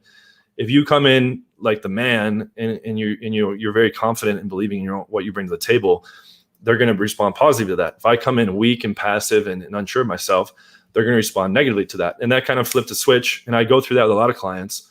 And then he actually got his first make out in pole, and we were making jokes. Me and my old business partner were making jokes. He was like the coolest virgin in the club. But when you get that mindset on track, right, and then you're equipped with the proper strategies, it's very rare that I don't get a guy very good very fast. It's almost impossible not to. There's extreme hard cases and this and that. There's exceptions. But for the vast majority of the guys, massive success is literally like 2 to 3 weeks away. When you're plugged into the right mindset and the right strategy, you're just going to get the results. And then you're going to be able to do that for the rest of your life. This is not rocket science. Like I said, I can explain like most of night game strategy in an hour to an hour and a half. I can just give guys my text scripts, which are the result of texting over 10,000 numbers, but they just copy paste them. It handles every control path, every objection, what to do if she doesn't reply or flakes or cancels or reschedules. So when all the texting is done for you, you have a full game plan on how to run your date and how to close, and the full game plan on how to retain and how to do your cold approach and your online stuff. And you get the pro pictures. Now you're equipped to fucking destroy. You don't need to watch all this crap on fucking YouTube. There's like how you just put this. They're equipped to destroy. Exactly. Pussies need to get slammed and destroyed. So this is fucking great. Yeah. Guys who get laid talk like this, and guys who don't talk like this. They talk just much more hot air kind of flamboyant bullshit. It's like all the marketing stuff, right? Yeah, and it drives me fucking crazy because they have way bigger presences than me, and like I have the goods. What's that? They focus most of their energy and time on scamming men. That's why they have the bigger audiences, frankly. If they actually focused on banging chicks and developing systems and skills, they would have a smaller audience. It is what it is. I'm not a dating coach. I'm somewhere in between, but yeah. The thing is too, and I had a guy give me kind of a rude awakening recently. He's like a internet marketer. He said, "You're selling the steak." He said, "People don't want the steak; they want the sizzle." Yeah. Yep. And he's like, "You need to like I'm on there like, look, I'm banging tons of girls. I'm doing that for everybody else. And people are like, oh, that's not that exciting. I want to get all the emotions that come along with it. Like, They want to watch a cartoon video that makes them feel good about, and then promising them the world with all this bullshit from somebody who had the product made in India by like random dudes who speak broken English. Yeah, if guys only knew, man, it's so sick. But I'm glad there's like guys out there like you doing real shit and going to task too when you believe it's the right thing to do. That's good stuff, man. It is a little fucking frustrating though that like I can't post right now on YouTube for a week, and like the channel's under fire. Max is like with minions or whatever coming through reporting videos from years back, and I do have like I have a legitimate business where I'm getting guys good on a regular basis, and now like unfortunately like, I can't even put out like good value content right now, and although a lot of those videos, there's like 25 videos we privated, and we're gonna have to go through and scroll, so they're fucking like impacting my business with their nonsense when I'm trying to show people, look, he paid girls to be in this harem. He's not banging them. They're just posing and building this fake image so that you guys will buy his business mentoring, which doesn't work, by the way, at all. Yep. And if anyone talks against it, he's going to try to censor you. And, he's got all these offshore it goes so deep. Like I was saying, these guys got offshore bank accounts. There's so much shady shit happening. I've heard of them threatening to destroy people's lives and all this stuff, or actually trying to. Yep. The real stuff behind like real social dynamics is incredibly dark, darker than anyone could ever imagine. And they threatened to sue me a long time ago, back in like 2009, 2010. They threatened to sue me. Yeah, they sent me a nasty fucking letter. For what? I don't even remember. Something about a video. Oh, it was a video of Manwhore. We had a speaker, the guy you talked about. And we put their website on it. We're like, visit Manwhore at, whatever, rsdwebsite.com or something. And they sent this huge fucking, BS letter. But Manwhore got him to chill out. I didn't have to lawyer up or anything. I dare them to fuck me now. I'll go to war with people, man. I don't give a fuck. I have enough money, skills, relationships, time, attention, lawyers. Like, I'll do whatever I got to do. I'm not going to be silenced by these fucking scumbags. And people need to get called out. People want this united manosphere and all this stuff. It's like, what do you think that takes? Singing Kumbaya around a fire or calling frauds out? No, you have to call fraud where you see fraud. It doesn't mean I'm some fucking. I don't want to spend 24 hours a day bitching at people on the internet for being scam artists. It's never gonna end, right? There's always gonna be scam artists. But if there's a systemic, really problematic level of it, it's got to be resolved. It's got to be healed. Well, especially when it's the majority. Like what I don't want to make you put out a number here, but I'm gonna ask, what would be your best approximation in the manosphere and at large in general of people that are scamming the audience? What percentage would you put out there? Are you including like internet marketers like Tao, Badass, and these people? Yep. Yeah, if you include the internet marketers, so I don't even consider them part of the manosphere sometimes, because all they do, they're just like clicking shit on fucking. But their products are impacting all the viewers at a big scale. That's true. And they're searching, they're trying to SEO shit and just, advertise. And yeah, so I give a point. I know. If you include them, probably 70 to 80%.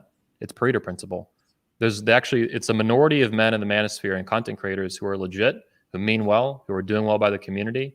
They're making money at what they do. Hopefully, if that's part of what they do. Some people don't. They really don't. They don't do shit with it, right? They just kind of doing the thing. But there's a chunk of guys who are doing well, and most people are not though. It's 70, 80%, I would say. Yeah, who are just really serious frauds. You mentioned these big internet marketers. I don't even go into them sometimes. That's to me like a lost cause, because they're so massive and they have so much. They're so motivated to be scam artists. It's like, well, what are you even going to do? Their direct response also. Like you get hit with a sales presentation, you make the buy decision. They're not going and researching this whole thing before they purchase. Yeah, and they're not even aware of competitors, for example, or people who are criticizing this stuff. So to me, what matters, there's like, you have internet marketers floating around doing this scammy bullshit. You then have what I call the manosphere light, which are guys who are not super involved, but sort of Jordan Peterson types, Stefan Molyneux, guys like this, Sargon of Akkad. They try to help men and talk about these issues for men, right? Fatherhood, feminism, all this crap, Me Too crap, false allegations. Then you have like the core manosphere, which is I think where you and I operate. And that to me is where it matters, because if you can heal that and focus on that and fix that, that will spread, I think, and disseminate out as best as it can. I don't know what we can do to stop without class action lawsuits against these guys. That's a big deal. That's actually how you stop these massive frauds from going on. But how much time and attention can you devote to that, and who's going to get it done? God bless you if you can get that done, dude. I support you 100% on it. I just don't know if I'm going to spend, huge amounts of money in my life and time. I went to war with Rollo Tomassi because I thought it was the right thing to do. I took a lot of fucking bullets for it and a lot of heat, death threats, all kinds of shit, right? It cost me a lot of money. But I put my balls and my money where my mouth is when I thought it really counted. And I still do that from time to time. Donovan Shart has been attacking me, for over a month now. I let it slide. I'm like, fuck this loser. I don't want to deal with this. Do you see his girl? Oh, she's disgusting. Yeah, it's brutal. You did a criticism of that, and you hit the nail on the head. A 3. And if a guy's dating a 5 and calls her a 6, I don't care. I'm not here to nitpick with people about upping a girl because they have beer goggles or girlfriend goggles or whatever. But when you're tripling numbers, it's a problem. So your analysis of that was spot on, 100%, like really spot on. And I wish guys would watch more of your videos, man. I hope they do. But he's like ultra popular, right? Nah, who cares? His channel's dying. That's why he's drama marketing now. That's why he's attacking everyone. His channel's he had some sort of, I guess he's getting like shadow bans on his channel, which happens to like every YouTube channel that's not mainstream. So he's kind of frustrated with that. I think that's why he's drama marketing. I hadn't talked to him in months, and this dude came out of nowhere attacking me. I kind of figured out last year he's kind of a piece of shit. I'm like, man, fuck this. I'm gonna stay away. This dude, he dropped out of 21 convention and he blamed Stefan Molyneux and Candace Owens, which is so weird because Candace Owens is this black anti-feminist conservative woman who I don't have anything to do with. I've like retweeted her or something, right? So he drops out of 21 convention and 22 convention, blames this feminist black chick or anti-feminist black chick that he hates on me because I retweeted her or something, or Stefan Molyneux retweeted her, one of our speakers. And then he blames Stefan Molyneux for going after George Floyd, all this crap. I'm like, this is a bunch of fake news garbage. Like, the fuck? Anyway, he started attacking me like a month ago out of nowhere. And that really was surprising because it didn't make any sense. Like, I hadn't talked to this guy. There's been no communication at all. There was no public problem with him. Even in private, I was getting suspicious, but I was like, I don't have any fucking beef with this dude. He comes out of nowhere coming at me, attacking me, right? And then he's like, oh, I'm not attacking Anthony. But he goes on these hour-long tirades about how untrustworthy and what a scumbag I am. I'm not attacking Anthony, but let me spend 45 minutes bitching about how much I hate him, right? That's all this backhanded, like you're saying, this Nietzsche shit. It's clown world. It's upside down, right? Oh, I want to unite the manosphere, but let me go attack everybody, for no fucking reason. This dude came at me for all this fucking fake bullshit. And finally, the day I was like, fuck this shit. I'm done. This guy went too far. He's lying about the Candace Owens stuff. He's lying about all this fucking garbage. He's secretly married to that chick, by the way. I don't know if you know that. Yeah, he had a secret wedding with her. He had a wedding. I don't know if he's legally married, like with a license, because he tried to copy what I did, which is called private marriage. So I don't know if he went through with the marriage license or not. But he had a secret wedding and a secret honeymoon in 2019 in summer. That's why he didn't speak at our Poland convention. He was on like a honeymoon and shit. And then he even had his first anniversary in Florida last year, in Florida. He told me this shit. Like, it's fucking crazy. So this guy, I mean, it's so fucked, dude. And people don't know that he bashes marriage all day long on his channel, right? I mean, hey, if you have criticisms of marriage, I do too. Legally. Same with Rollo, right? Yeah, Rollo's a massive fraud in like 10 different ways, but Rollo's also a doxer, which is way more serious. I mean, it's one thing to scam dudes out of like a $57 ebook, but if you're actually doxing dudes and trying to ruin their life just to make yourself famous, that's like super fucked, ultra fucked. I can't get around the people that are not practicing what they preach. So Donovan's all anti-marriage and got a secret wedding. Yeah, exactly. His wife, girlfriend, whatever the fuck owns him. She completely runs his ass. It's pathetic. It's really pathetic. Like, it is so opposite how he presents himself in public. Like, I am who I am. I'm not perfect, right? I've made mistakes in my life. I do what I do. I piss people off. I go to war for what I believe in, and that's going to cause ruffle feathers and shit, right? Like you. But I am who I am. Like, talk to Xavier, talk to Socrates, talk to the guys who fucking know me for 15 years. I am who I am. I am who I am on the internet. In real life, it is what it is. And that's confusing to people because I'm like, I make these memes and piss off all these people, right? And all this shit. But I am who I am. These dudes are not. They're the opposite of who they are. They present all these fucking fake tough guys, right? Oh, fuck marriage, fuck marriage, fuck marriage. What does he do? He secretly gets married behind the scenes, has a wedding, has a honeymoon, then he hides it. He lies to his audience about it to get more money out of them and scam them out of more fucking courses from this circle jerk of dick sucking that they do with affiliate marketing. It's insane. Yep. It's disgusting. That's like the dating syndicate. That's what that's all about. That's what they have, a miniature version of that. Basically, they just suck each other's dicks, right? Rollo Tomasi goes around calling everybody a ProPapill course scripter, selling courses. What does he do? He goes and sells MLD's courses. I mean, the fucking hypocrisy is insane. And because it's a circle jerk of fraud. And MLD's courses are my material. Yeah, it's fraudception. Like, it's straight up like Matrix level fraud. It's like layer after layer after layer of fraud and deception and scams and just horrible shit. And I know what I do is amazing. 21 Convention is the most amazing convention in the world for men. I bust my fucking ass 15 fucking years in a row to do it. It is really, really, really, really, really fucking good. 99% of guys who've ever gone to it fucking love it. It is the most amazing event you'll ever go to. It's super professional too. It's on par or better than almost any event you'll ever go to in your life of its type, in terms of like a convention and stuff. It's really fucking good. We have security, law enforcement, professional film teams, all kinds of fucking shit for an event like this. And then we hide the venue from feminists and shit. They tried to fuck it up last year, like get us canceled and shit for the women's event. They wanted to call it bomb threats. They were talking about all kinds of fucked up shit. But I'm good at what I do. I'm really good at what I do. That's how I earn people's respect. I build physical shit in real life. None of these digital fucking gay conferences online. I hate that shit. I do real shit that's really hard. These are 4 or 5 day long conferences, right? I work 20 hours a day on this shit. Bust my fucking ass to do real shit. And, I charge a premium price and people pay it or they don't. I charge, $1,000 minimum for a ticket to the event. But if you don't want to go, you can just watch the speeches on the internet. I don't care. Don't want to come, don't come. If you want to support an awesome movement, though, and an awesome convention that's like TED Talks for men that are otherwise banned from TED type events, you would never get invited. You would never get invited to a TED Talk, John. Not in a million fucking years, a TED event. But 21 convention, come speak your piece, man. I'm all about it. And it's a big open dialogue too, right? Dude, there are guys there that will speak at a different event for fathers we have, the Patriarch event, that are pastors and reverends and all kinds of stuff. And we get along, right? We have shared values in some ways and shared visions for the world. And we're all pro men and pro masculinity is what I get. That's the sense I get from you. You want to help men. You want to see them do better. And fundamentally, that's where your head needs to be, not to scam them, rip them off, all this bullshit. These fly-by-night fucking coaches and marketers that pop in and out, 3 years at a time. You've been around a long time in the community, and I appreciate that, and I respect that. It's the ultimate test, right? Time. Will you pass the test of time? I have. I've been doing this for 15 fucking years. My event's better than anyone's in the world's. No one else even compares to 21 Convention by far. They can all fucking lick my balls. All of them are dead anyway. Where's RSD World Summit? Gone. All these other conventions, gone, dead, dead. What keeps going? What keeps persisting? 21 Convention. Over and over and over and over again, all over the fucking world, when there's not this scamdemic crap going on. So I don't know.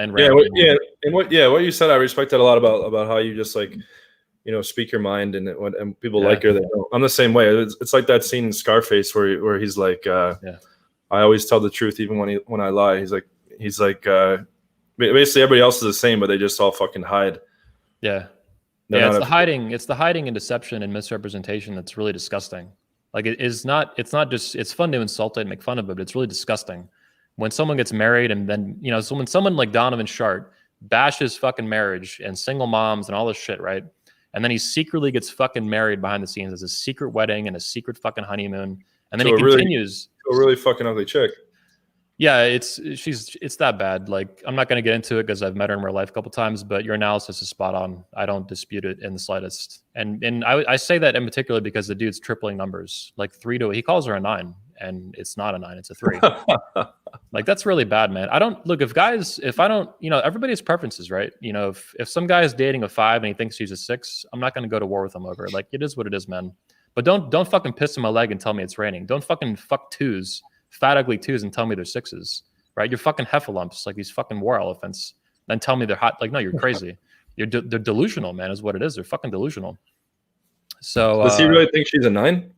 Yeah, look on his channel. He calls her a 9. He calls her a 9. It's insane. It is, dude. Behind the scenes, people see this shit and they're like, "Did you see him say this?" I'm like, "Yeah, it's." Does he show pictures? Sort of on his Instagram and stuff a little bit, but dude, in real life, you're spot on. Like, I'm just gonna say it straight up. Like, your analysis, you hit the nail on the head. That's the exact number I had. Like, you nailed it, 100%. And it's worse in real life.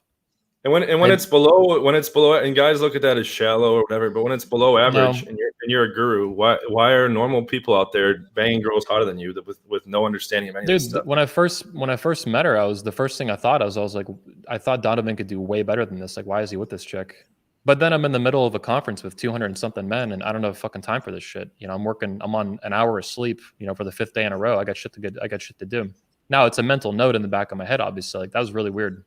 Like, why is he dating this chick? But when you're dealing, dude, I have relationships with like over 150 speakers that I have to kind of maintain and manage. I don't always have time to go investigate this shit. But no, your analysis is spot on. And this dude deciding to attack me in public unprovoked, and then he played the victim card. Oh, this dude starts fights with people, right? Then he gets punched in the face, and he's like, "Oh, why'd you hit me, bro?" It's like, because you're a piece of shit and you decided to attack me. Like, you fucked up, dude. What do you think was gonna happen? You're gonna fuck with me, I'm gonna knock your teeth out. Like, that's how this goes. So he's not coming to the convention anymore. Well, you said he dropped out, right?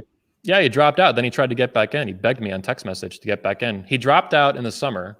All right. He blamed Candace Owens and Stefan Molyneux. He dropped out of 2 conventions, the one for the women and the one for the men. Then we dropped the speaker list. He sees all these amazing speakers, right, that he didn't know about. And then all of a sudden he says he regurgitates the exact same shit I told him on the phone.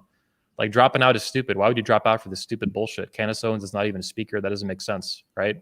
He comes back instead, Stefan Molyneux. He took selfies with Stefan Molyneux like a few months before this, right? He's taking selfies with Stefan Molyneux, this big YouTuber. He's all about, showing off. He's hanging out with Stefan Molyneux. A few months later, he's bitching about Stefan Molyneux, saying, you got to boot him out of 21 convention or I'm going to drop out. And I don't fucking roll like that. People don't boss me around. You don't tell me what to do at my own convention. If you have hard evidence of someone doing something really bad, you need to show me and I'll take a look at it. Because that could be bad for me. That could be bad for my friends. That could be bad for my company. That could be bad for the speakers. So if Stefan Molyneux is dropping N-bombs criticizing, George Floyd, that's a problem. I need a video. I need a time code. I need a timestamp. But if you're just disagreeing with somebody, another alumni speaker, I don't care. That's not, unless there's something hardcore going on that I need to know about, I don't want to fucking hear it. Don't fucking take selfies with people and be all happy, smiling with them. Then you get mad at them a month later and come to me like I'm your fucking daddy. Like, get the fuck out of here. I don't have time for that shit. I'm an entrepreneur. I'm serious about what I do and I care about it. But anyway, he dropped out of 21 convention a week later or whatever, a week and a half in July 2020. I put out the speaker list for the event. People go ape shit. All of a sudden, who pops back on my phone? Donovan Shart. Oh, hey, man, I want to get back in, blah, blah, blah. It's like, you dropped out a fucking week ago. You want to drop out of an event, then drop back in? What is this, fucking musical chairs? Get the fuck out of here. I don't have time for that shit. Like, it's fucking stupid, man. This is the kind of shit you have to deal with, dude, behind the scenes. Like, and then this dude comes out and attacks me. Fuck himself. I see some of my personality in you. Yeah, man. Yeah. It's the name, dude. It's the English name, right? I always say, get the fuck out of here. I'm looking at some of these comments. People are saying, this is more cognitive dissonance shit. Donovan says she brings quality because she can create websites. He's way more transparent than you, dude. No, she basically runs his ass, dude. It's disgusting. Like, it's a super beta relationship. It's pathetic. Like, it's really that bad. Same with Rolo, dude. Like, it's all these fucks. So a 3 rating, married in secret, and she's wearing the pants too. It's about as bad as it gets, and he's preaching the direct opposite. Never get married. Don't let women rule you. Marry hot chicks. This is just even the marriage stuff's just tip of the iceberg. It's actually worse. Like the rest of the rabbit hole you mentioned, this dark rabbit hole, it just gets worse and worse. The real shit about Donovan and all these guys, it's an endless fucking bottomless pit of dumb fuckery and just fraud and retarded shit. It's so fucked, dude. It is so fucking toxic, and we have to do the best we can with it to deal with it. Like, there's so much of it. It's overwhelming. It's a tidal wave of bullshit and fraud, a tsunami of fraud. Yeah, there's like a long list of guys that I haven't even addressed yet that are like in my sights, but yeah, I might just put it on a different channel just to not fucking risk the main channel. Put it on a new channel and then just link it from your community tab and drive traffic to it to keep your channel safe. Or you can even use BitChute for it. Use BitChute, use Library, because that's off platforms. That's hard for them to even go after. Those sites won't take your shit down. Unless it's illegal, they're not going to take it down. It's free speech, Gab TV, BitChute, Library, you can do that. But, when they come out, let me know, man. If you're making videos that have evidence and you have, legitimate criticisms of people, you should put them out. And I'll promote them as best I can, my Twitter and my accounts and stuff. And go to war, man. People need to do it. People need balls. This is a savagery that the manosphere needs and it lacks because it's filled with these fucking beta sheep and mano sheep and shit. And we need men. We need men, man, to be men. You said it exactly right. As there's this like masquerading alphas that are actually very beta themselves. Yep. Pushing lots of beta behavior disguised as alpha behavior, and the whole thing's flipped upside down. Yeah. It's fucked. We'll talk more about it, but this has been an awesome show, man. I really appreciate it. Thanks a lot for having me on. Let me just direct it for whoever's still on. Check out John Anthony Lifestyle YouTube. The 8-week mentorship program I run is platinumdatingsystem.com. Yep. At the bottom there, you can get on a free 30-minute call with me. I'll explain that. But I can't post for another like 5 days, but I'm back daily content after that shit clears. Cool. And we'll look forward to the second channel with all the blasting. And yeah, I'd appreciate. You got a much bigger reach than me. I got a lot of stuff to say about these motherfuckers. Yeah, man, go to war, dude. I'm all about it. You want to go to war? I'll take you to war. Good. I'm all about it. I'll support you. And also links you mentioned that you just, these links are in the video description actually right now. So if you're on Facebook or YouTube watching this, the links are there. Check out his channel. John Anthony Pickup, or what do they search on YouTube for? John Anthony Lifestyle. Pull it up. And then visit platinumdatingsystems.com. Boom. John, appreciate your time. Appreciate it, brother. Everyone else, thanks for watching. Looking forward to meeting. When is the conference? October 2021. Okay. Yeah. Okay. I'm working the exact dates I have, but I'm still kind of nailing them down, the details and stuff. And it's going to be 3 conventions at once, 21 Summit. We'll have 21 convention for men, 21 convention for fathers, a patriarch edition, and the 22 convention for women to make women great again. So it's a great time. It's a lot of fun. This will be in Florida? Oh, yeah. Orlando. That's where we were founded. Yep. Sweet. Okay. Yeah, you can meet Xavier, man. Meet the guys. Awesome. Yeah, I appreciate it. Yeah, thanks for bringing me on. This was cool. Yes, sir. We lined up actually pretty close. I had no idea. Yeah, man. This has been really fun. We'll end out here, though. Everyone else, thanks for watching the Red Man Group episode 136. I'm pretty sure it's 136. I'll see you next week, 11:30 a.m. on the Red Man Group and 21 Studios. Peace out. Hit the like button. Leave a comment. Comments are really important. Thank you. All right, guys. Thanks.